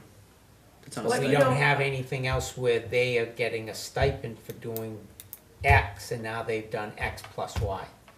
and my question would be on that, if you raise that, do you have any other stipend person in town that you detract from if they don't meet all of the requirements? Like if, do you get your full stipend if you don't come to every meeting? So, I'm trying to play both sides of it. Mhm. So, if they, I mean, we could give everybody 100% all the time, I don't think that's the right thing to do. Cause I got some people that would never do anything and just be firefighters. Mhm. And that, I don't wanna do that. I just wanna do something that says this is above and beyond the maintenance guy, the communications guy, and when we submit the slips for payment, we write on the bottom, this is their stipend amount, this is the increase that we've given them and why. And if you look at those slips from Roger, you can see that we have intentionally said this is an addition. So when you sign off on it, you're seeing that. I'd like to make a suggestion, just so we can keep this Okay. moving forward, Yep. is, Define let's those leave bonuses. your stipend schedule the way you have it, but give us a definition of what, would be Okay, utilized for a stipend above and beyond, Yeah, a bonus. okay. I'm fine with the way it's set up, I'm fine that you're taking the, for lack of a better word, bonus money out of unused stipend monies, I think that's fine, but just where is that line of, Yeah. Okay, like mowing the lawn? You know, I know you probably don't mow the lawn, but would you pay somebody to mow the lawn? I would hope not, because they're down there, it takes all of 10 minutes, you know, it's. But I think that would be the responsibility of a firefighter to keep Actually- up their station. As being in the fire service for 18 and a half years, I've taken that on as there's certain things that have to be done around the station, and that's the Sense responsibility of a pride, firefighter. Absolutely. Yeah, and I understand that, yep. You know, and it's part of your day-to-day operations for your stipend. On that part, though, is when a paid firefighter that's paid to be there all day long to do that job would be more apt to have to do those station duties than someone that's volunteering their time to come in and making a relatively small stipend to do so. I've done it for less than what we're paying our firefighters I mean, just per because you stipend. did, does that mean We do everybody station should? duties, and that's part of this that's already figured in. That we're not Right. paying them extra for Dumping cleaning the trash. floors and sweeping the floors, and after every call, we're washing the trucks. That's a given.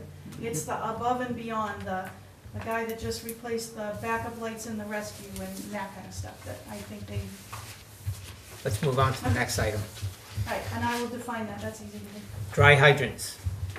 Yep, That's been coming up at the planning board also.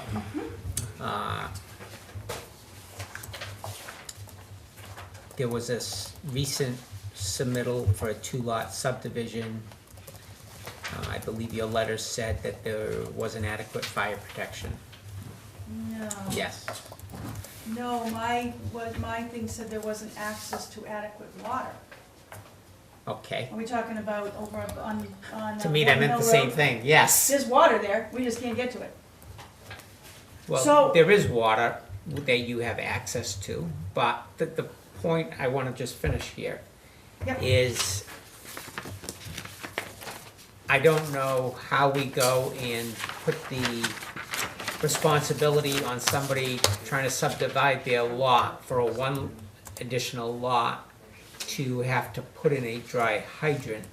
And I'm wondering if you can develop a plan of the town to show where we have dry hydrants, where we need additional ones on a plan, and that we don't start budgeting for those. So here's what I've done long before you asked me for this, because I've been working on this for a while. Last year, we started doing dry hydrant testing and not maintenance, just testing them twice a year. So we're doing them in the fall, we're doing them in the spring. In that, we're now finding that there are some that are in severe need of repair. There is no budget anywhere that I can find that has ever been allocated to fixing dry hydrants. It's not in our budget, and I went and had a conversation with Peter, and, because somebody said, oh, it belongs to the highway department, it's their responsibility, but he doesn't have it in his budget either. So we've got to come up with now a way to start maintaining all of those dry hydrants, whether it's putting however X amount of dollars into our budget every year and fixing them. We know there's some that need screen replacements. So that's where we're going with that. We right now have all of our dry hydrants identified. They are also in our mapping system at dispatch, so they pull up on a map and they pull up on our pre-plans. If we're going to a call, we can just sweep over and it'll tell us the closest dry hydrants to it and everything. Wendy did all of that, so all of that it's in a mapping system at this point. Can we get a copy of that map? I don't know how you can get a copy of the map. That list you have, is that your dry This hydrant? is the dry hydrant list. I do have a set at home that's hand-drawn that has all the GPS coordinates, which is how Wendy put them all in. I might be able to print it. We're still trying to figure out, because it's in our spotted dog It's in the response. spotted dog program, so it might be printable, but it also has the landing zones in the solar panel houses on it too, all the pre-plans for all that. Just so that the board can be educated on what we have and Yeah, well, there's a list anyway, so that's a start. Looking at these, I'll though, attempt it. they haven't been maintained in so long, I'm surprised you get water out of it. Well, we have tested them. We did test them all in the fall. We're due to test them now in the You spring. get water out of all of them? Matthew Way, we couldn't, and it has been repaired, so we can. I'll let you know where we stand. I'm impressed, because there was those that I've looked at that you couldn't have got water out of them. It's not possible, so you guys have done some work on some of them. The one on Walsh Road, you got water out of that? When they tested everything in the fall, everything tested fine, so. Nice, good. Hutters is a concern. It need tends to be a fishing expedition whenever we draw out of that. Greenville's engine sucked up a whole bunch of fish out of yours. So that brings up a, Somebody's stalking that. so that brings up a question on whose responsibility is to maintain some of those that are on private property. I don't know that we have an agreement with Hutter or anybody. We don't, but they've maintained that. As I said earlier, I know last year that got cleaned out. When it was the drought season and there was muck. Yeah, see, that'd be good to know that. I told you that. Well, The one at Cemetery Pond. So here's But long where- and short, here's where I'm going from here, I'm sorry. The planning board, I then said, as I see more and more of these two-house subdivisions coming in, and that's basically what it is. It's, you know, Chris Alex that's subdividing off his dad's property, it's Kenny Letman. We need an ordinance that says we have no criteria for when we're gonna make somebody put in a hydrant and when we're not. It's always in the past been, well, this would be a good idea, we have nothing in writing. We really need an ordinance that says maybe more than a two-lot subdivision or whatever. So well, we that's have it where in I'm- the subdivision regulations of the planning board, okay? That is where you need the approval of the fire chief. And I agree with you, if between the fire chief and the planning board and all parties agreed that we look at it to say, if you've got a subdivision over X amount of lots, then it's gonna be on your nickel. But in the meantime, the town should have the responsibility that if you have an area of the town now and you say, whether there's a subdivision or not, we need water access at this point, then the town should be looking at that to say whether it's an agreement we need to get with an owner, and to be able to put one in. That's my biggest concern, is to see the fire department reach an area that, hey, you're gonna put out a fire, and, well, We could don't use have that a pond, dry but there's no hydrant. there's no dry hydrant there for us to suck water out of it, we can't And I get. know in the capital improvement plan, there's plans in there for 2 cisterns or 3 cisterns on outskirts of town. I never did see the final plan, it was supposed to come back to us, but he was talking about how we're gonna put in cistern requests and all kinds of stuff. I'm like, so in the meantime, then I guess my question is, I don't know, first I had to find out what we have in place, which sounds like we don't have anything. in regards to what? Except for the fact that the planning board wants a letter from the fire chief. So what's the letter from the fire chief supposed to say? Well, it's supposed to say, you think there's water or there's not, you're gonna make them do this or you're not. Well, what's the criteria? Well, we don't have one. Well, then how can I consciously make a determination that says you have to put in a dry hydrant if I don't have any requirements that say you have to? The criteria, I think, has always been at the planning board. If the fire chief says, It'll you benefit need- the you department. need to provide a water source, we have them provide it. But now that we're getting to, and probably because we've been seeing more previously of larger developments, Yep. that may be 4 or 5 lots. I think two. It's not, but when you're doing 1 or 2 and you're getting a letter to say you need water protection, that's where we were saying, and we granted them the exception to that. But I think, let's take it in steps. If you can provide the plan to show these are the areas where dry hydrants are needed, then we can start, as a board, putting together a plan during the budget season to say, hey, this year we're gonna put in the budget, maybe 1, 2, 3, whatever it may be, and we can start doing it. We know we won't be able to come in and do everywhere, but let's take the critical points and work it from there. But without developing that plan and the need, Well, that's what I'm saying. I feel like every time I draft one of these letters to the planning board, I'm stabbing in the dark. It's like, I like him, I don't like him, heads you win, tails you lose. There's no criteria. And I think for these 2-lot subdivisions, I don't know that it's even. but would you take the responsibility of developing that plan? Sure. Can I have a raise? Glad the newspaper You know, when they reporter's look on gone. Not in the budget, you know Stipend that. list, yeah. No, we just got you on video, so don't worry about the newspaper Full-time job. reporter. All right, so I have to, you want, yep, If you take, if I'm just what looking you for have it in right now. Fire Dog there and Yep, just add more dots where we have water access. Are there any areas of town that you know of that strictly do not have any, that would all have to come in tankers no matter what? Yep. oh, potentially. You have no water access to Freedom Pond Cooperative. There's a pond there, but you're not getting water out of it without a dry hydrant, because you can't get close enough. So And there's that's a a few like 50, that. 50 development, there's 50 homes in there. There's a,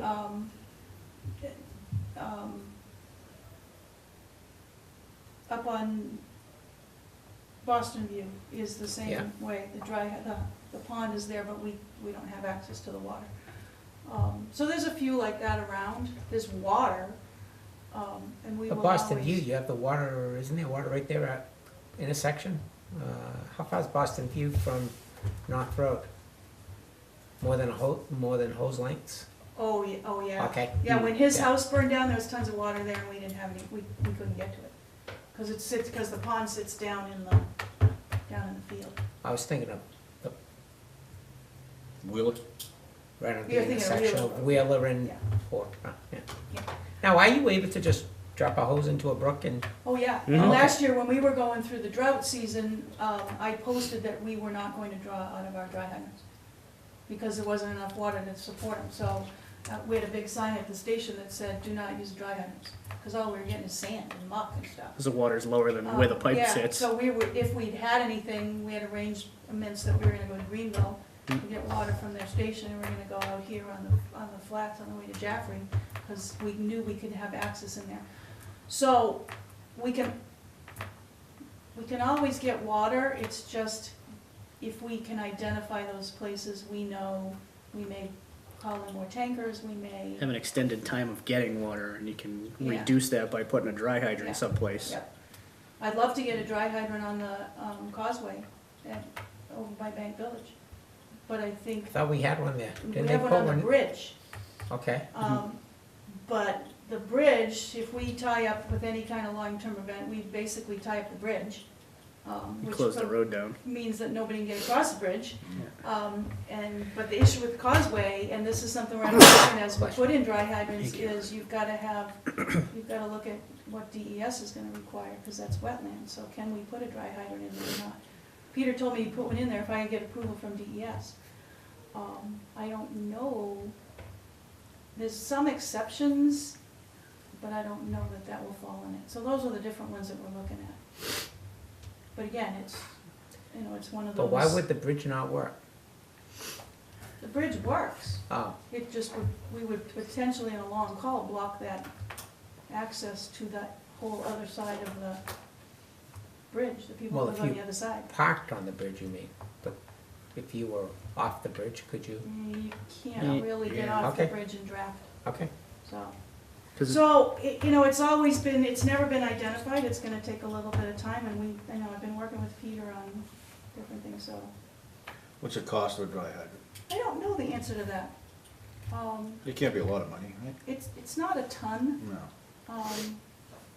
And- people have thrown out numbers that I really kind of balk at.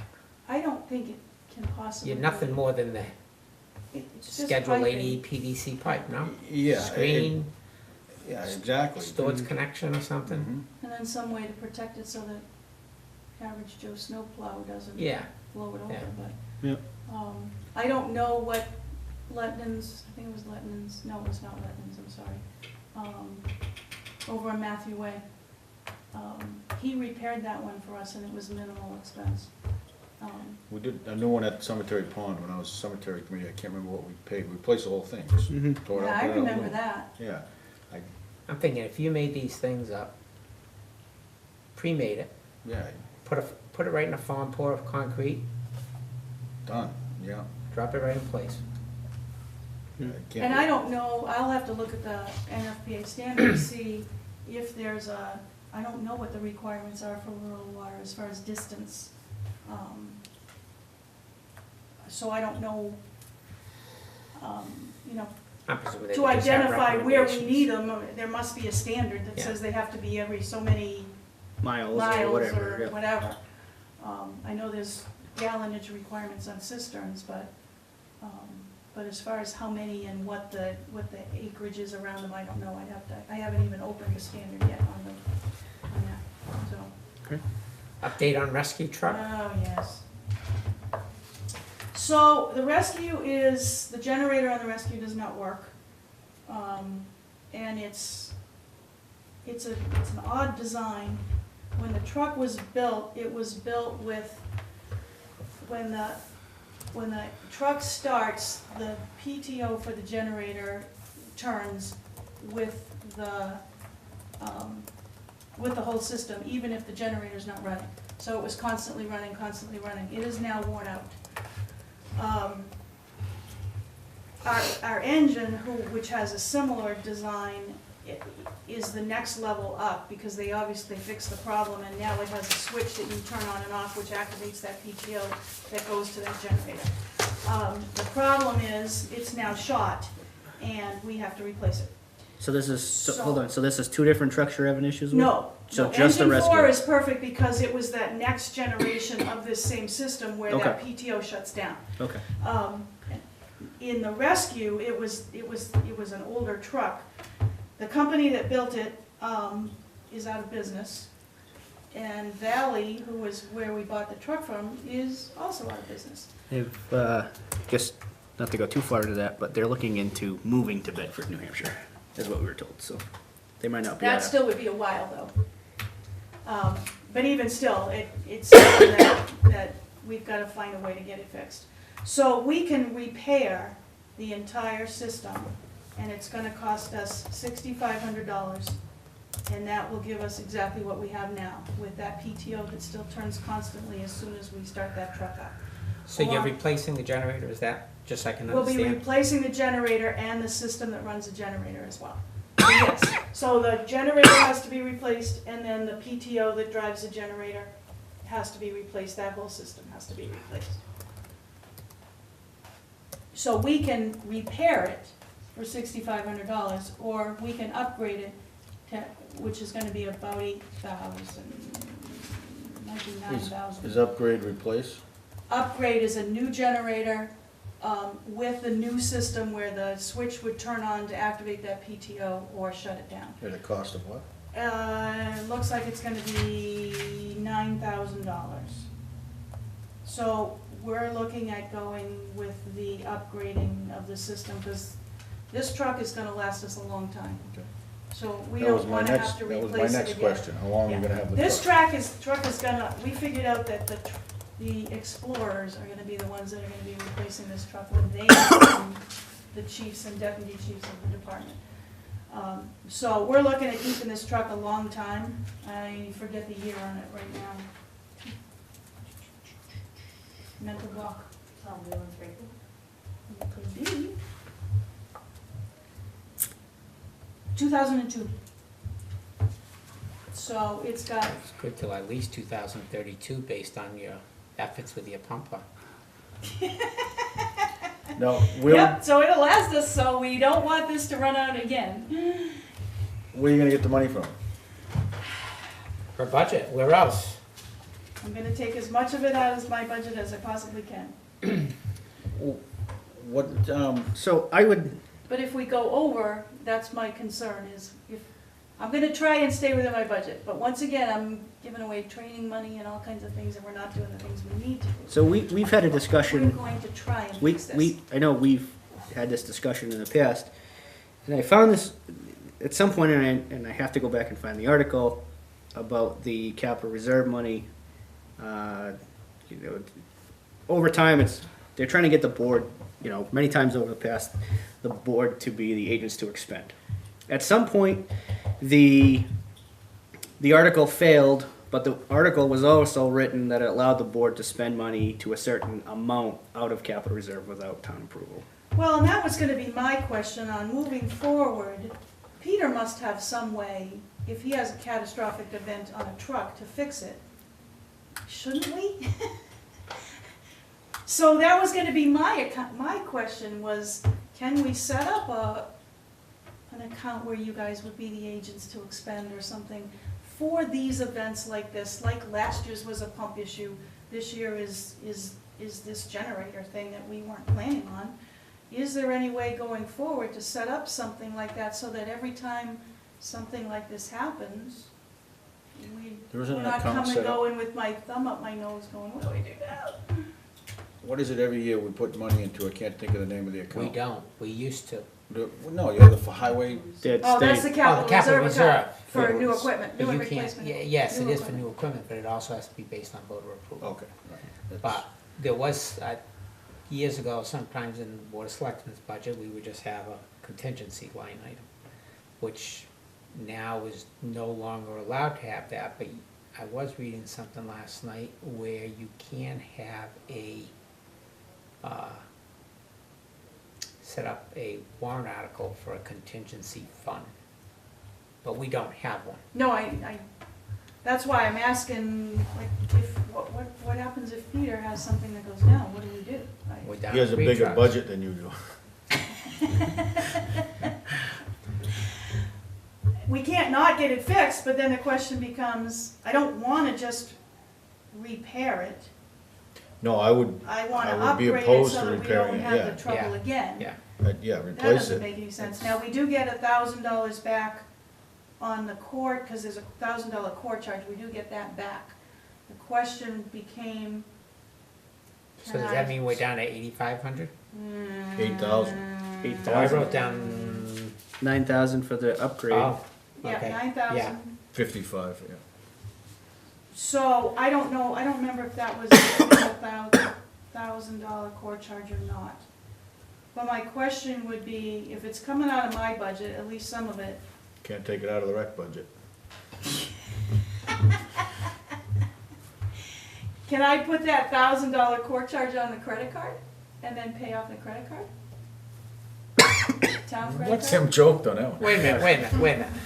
I thought we had a town credit card.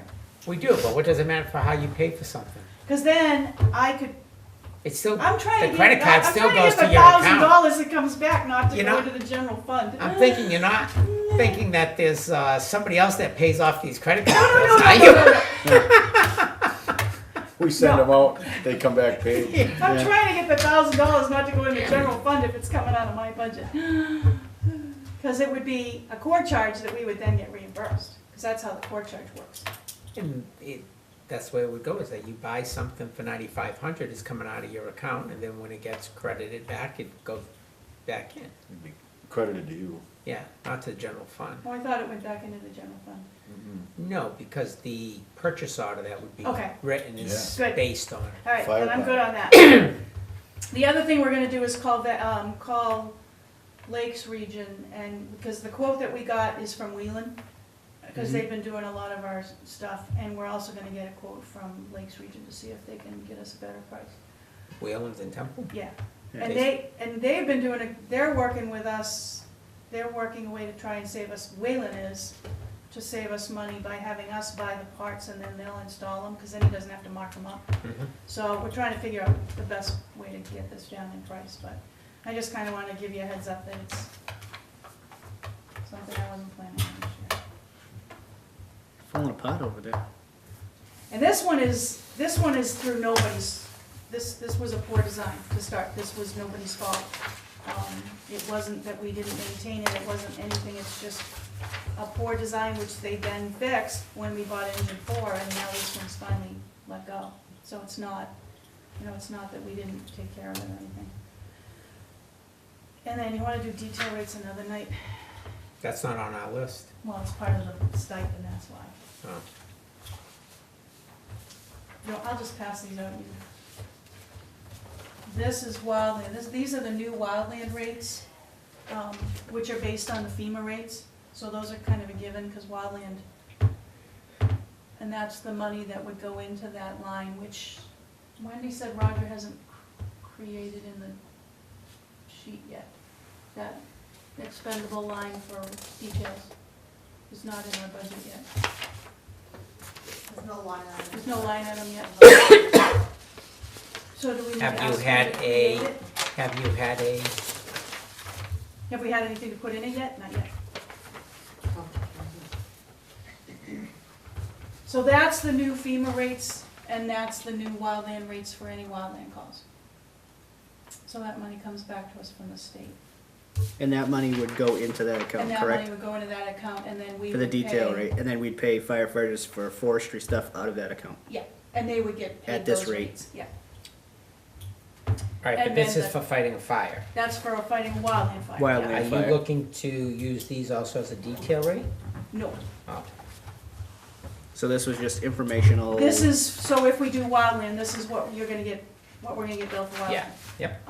And then the detail rates, what I did was I went to the surrounding towns and asked them what their detail rates were. And most of them from the Peterborough range are in there's Dublin, Peterborough, Hancock said they don't do details, so they don't have a detail rate. They were $33 an hour plus 10% administrative fee. Ringe is 40 something, which I thought was too high.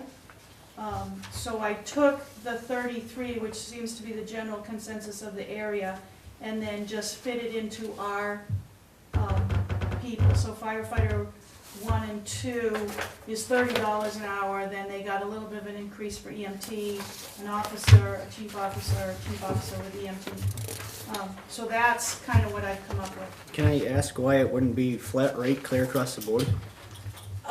Because, And the only reason I asked that is because we don't do that for police department. It's whatever the detail rate. Doesn't matter if you're because an they, officer, a lieutenant, a chief. Doesn't matter. because an EMT, like at the Jaffrey Fireworks, the EMTs may very well be roving with medical supplies.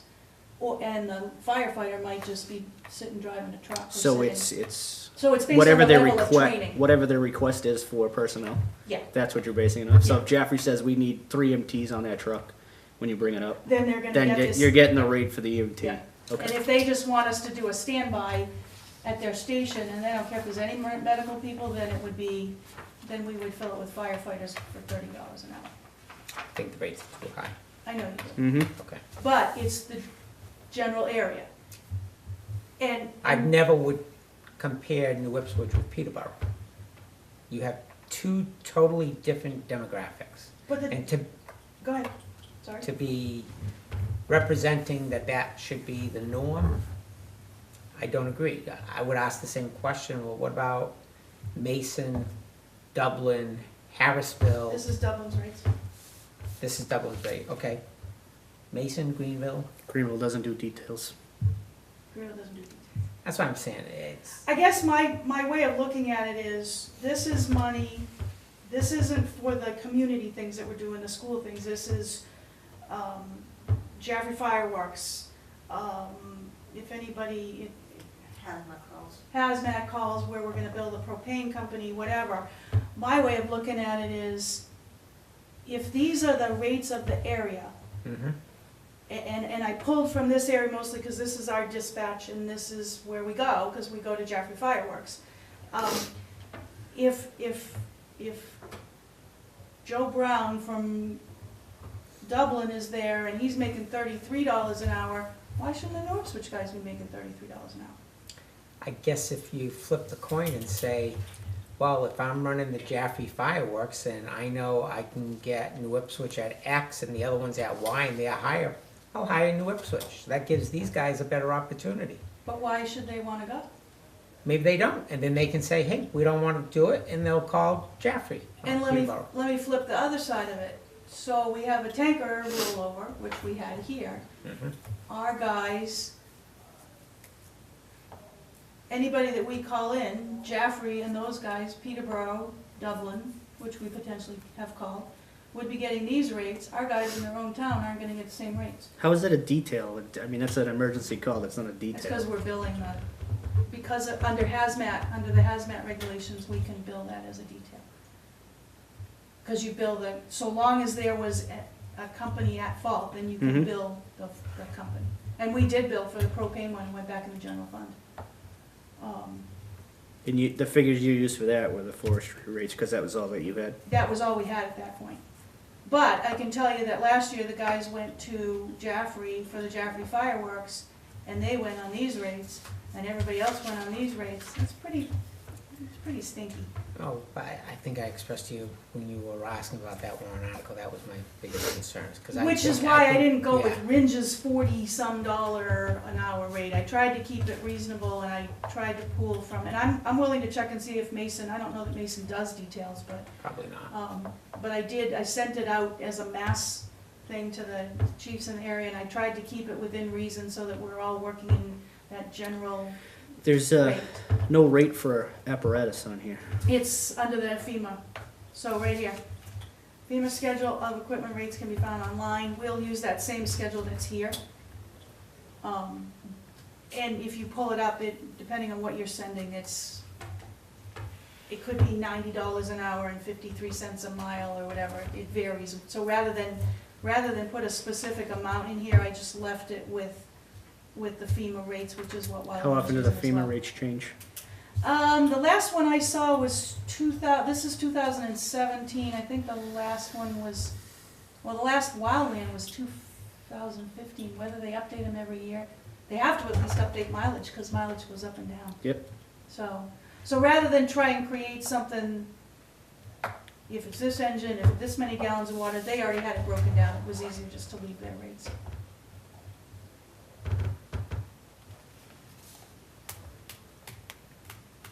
So that's all I have. How many details do you think you're doing? Oh, if we do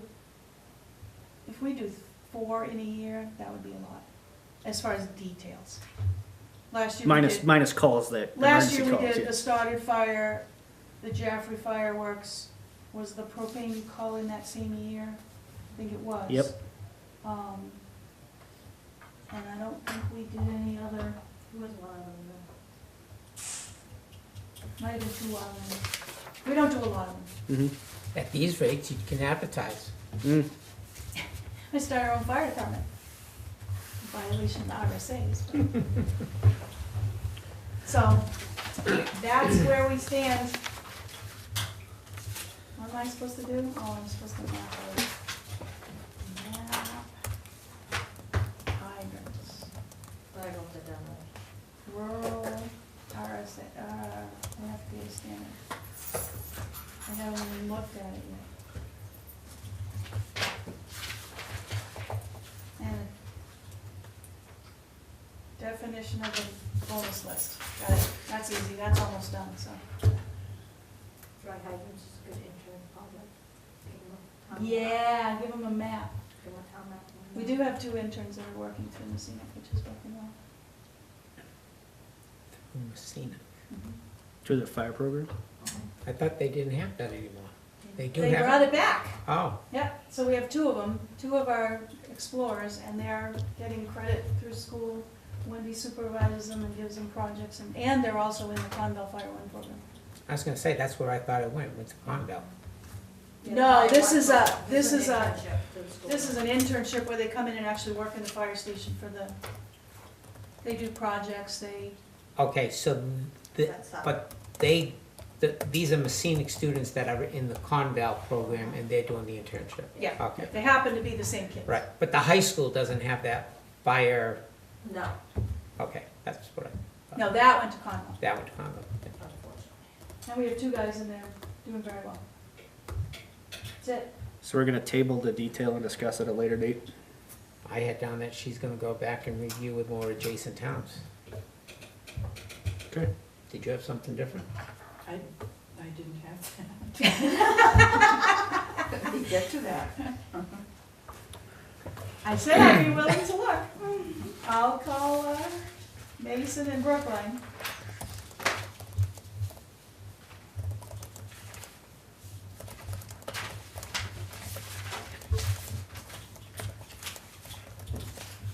What about Brookline? Who else is close? Temple, Wilton, Yep, you know. I'll send it out to, I have a Yes. whole grouping for that whole side of this world. I'll send it to them. Any other questions? Thank you. Thank you. Thank you. Kitty wraps. Geez, I'm gonna bring this next door. But you were pointing to somebody. We don't even get, over we there. don't get paid in Greenville for forest fires. No kidding. Nope, nothing ever gets submitted to the state. The other items on the list here was to review CIP, records retention, and safety manual. Did we get anything back in regards to the safety manual from Becky?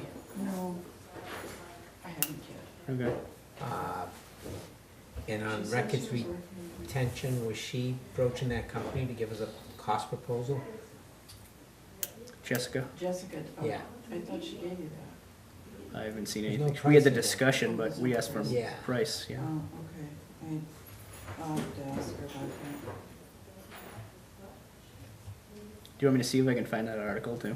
The warrant article? Which one? So, I wanna say it was late sixties, early seventies, they put a warrant article forward to make the Board of Selectmen agents to expend out of the capital reserve account for fire apparatus. It failed, but the way that it was written, it stated that if it failed, it still allowed the Board of Selectmen to spend X amount of dollars out of the account without, Yeah, I'd be Town interested to see approval. Yeah, it that. would be interesting to see that. so.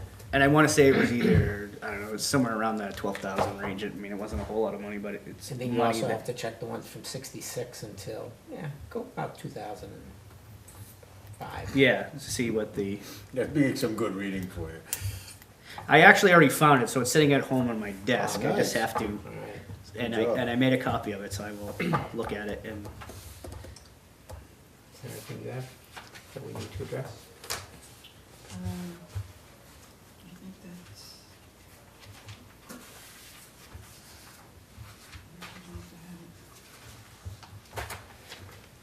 One of the other, just a food for thought thing that I was contemplating at one time, and I don't know if it would pan out, is but whether we should try and go to every 2 weeks during the summer. What's the Just schedule? food for Gee, let thought. me think about that. Think What- about it. What's the schedule look like? I have something before we leave, because it's Sure. looking like, Okay. to me, like we're winding down. But I met with the Heritage Committee on, I'm not sure of the date now, to be honest with you.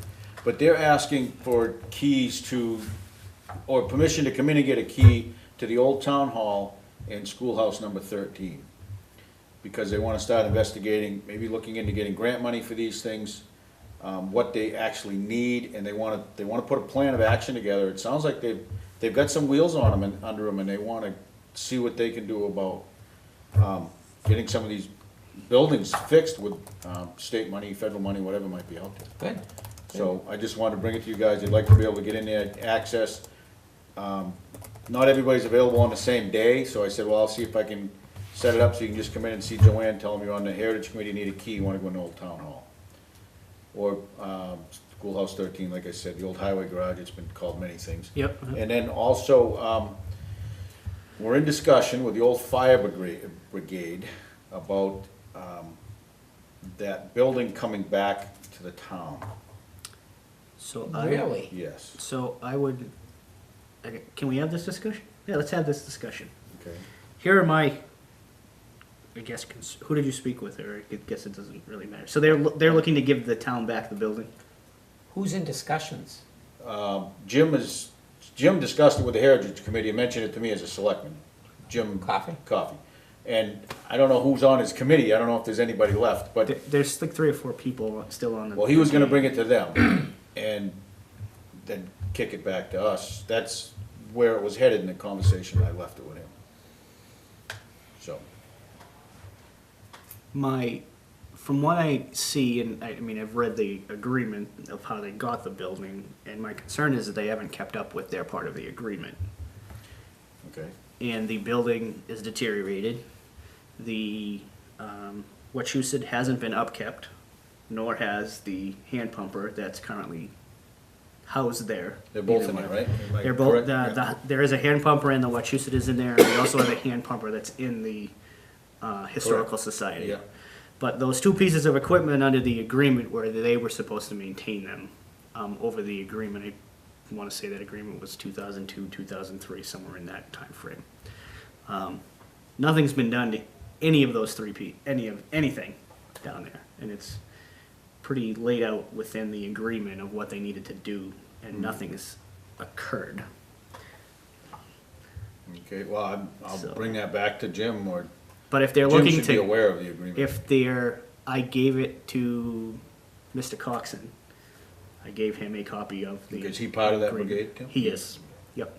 And he said, I remember clearly, and don't think we're giving that Wait, building back don't to think the you're town. getting anything back. Well, after talking with Jim the other night, he's Yeah. of the opinion that, because the Heritage Committee, that is one of the original buildings in town, that was a fire station back when the hand pumper was actually used. Really? Yep, yep. Yeah, so, Wasn't it a police station too at some yes, point? it's been Yeah, numerous it's been many buildings, but things. that was, they identified 3 buildings on Main Street that they'd like to look into. That was one of them, 13, and then the old town hall, so. And that's where that was left. You know, I mean, whatever, if they wanna keep the building, I mean, that's their prerogative and they're the owners of that building. My concern is that I don't wanna see the Wachusett or the hand pumper become any more deteriorated than it already is. And we do, as a town, I mean, that's our property and we don't have access to it at this point. I've spoken to Mr. Coxon many times in the last year, and they've been pushed to someone else, spoken to that individual to gain access to the building to see how the apparatus is Yeah. without any success. Well, maybe this is I thought a, he said just contact Dave, but Dave Caroline had the I did, I answer. spoke to him at a antique car shop in Mason and felt the deaf ears. I haven't yet to have access to the I'll building. call him tomorrow. Yeah, no, So- he's, Yeah. yeah. I'll call David tomorrow, see if I can get you in there. When do you wanna get in?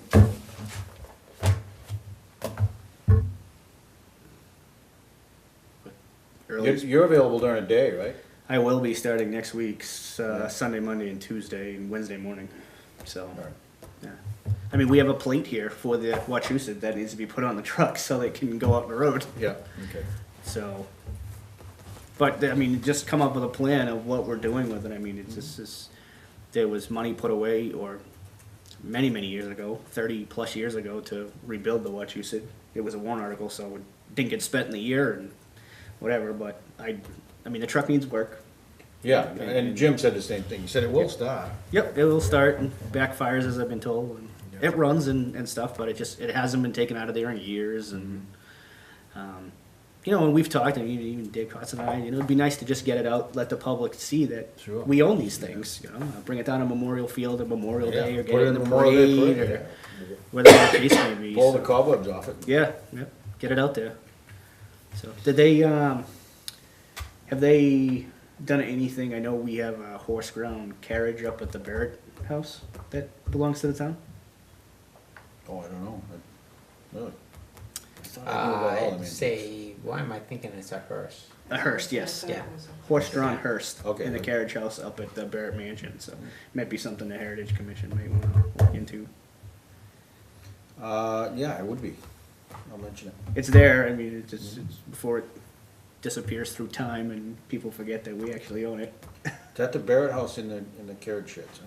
It's in the carriage. It's what we were told. I haven't seen it. I don't know if you've seen it. No. Oh. No. So we've been told by a couple of people that it's there. Oh. So, but something else that'd be nice to come out during Memorial Day. Sure, yeah. And that's there, you know. Yeah. So they And get stuff like that people might get curious about the Heritage Commission if they start Right. seeing this stuff coming out, going, oh, so this is what you guys went to. Yep.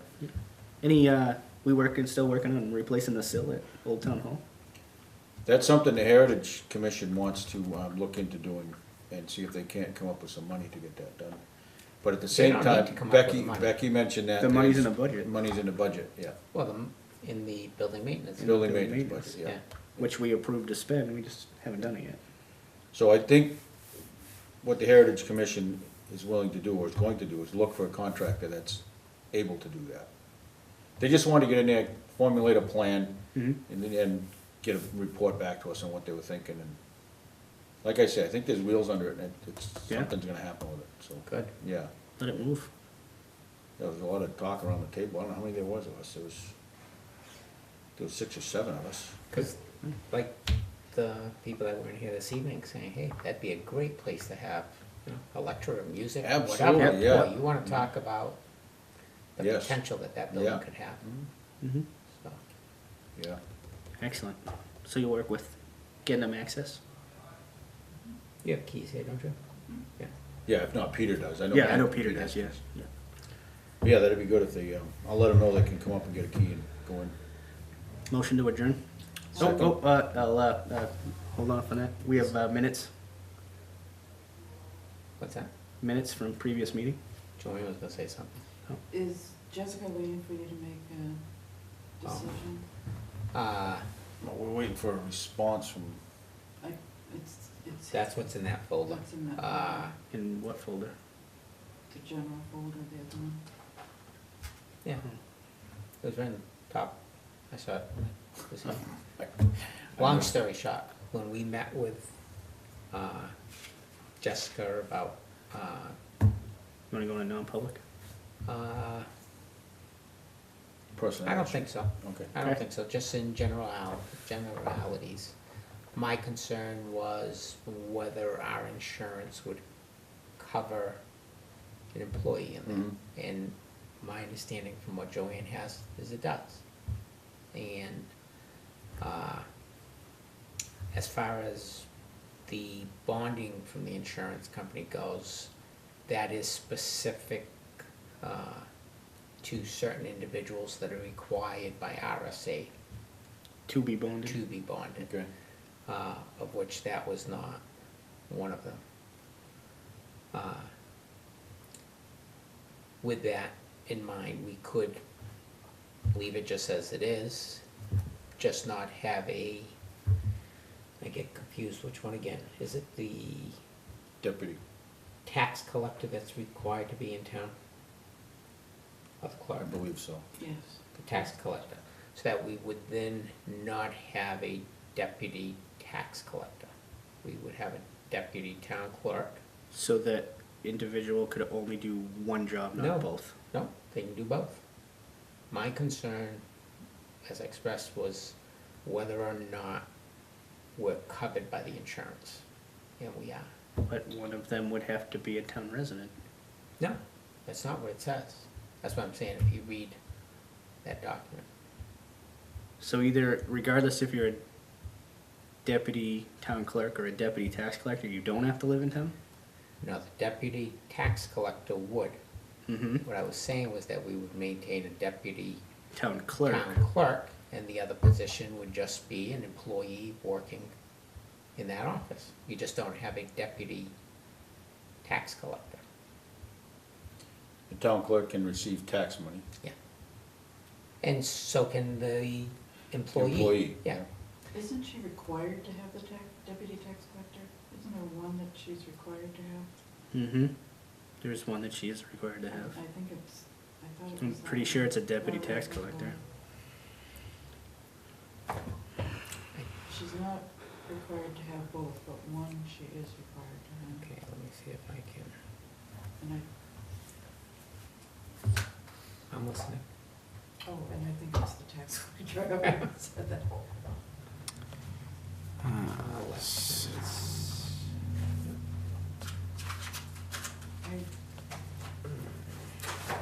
Burton Parks and We might should have gone into non-public because I was gonna report on that meeting.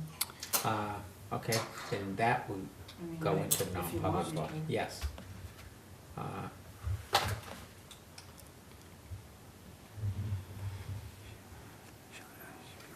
I would make a motion that we go into a non-public session under 91A3, Roman numeral 2A, dismissal, promotion, or compensation of any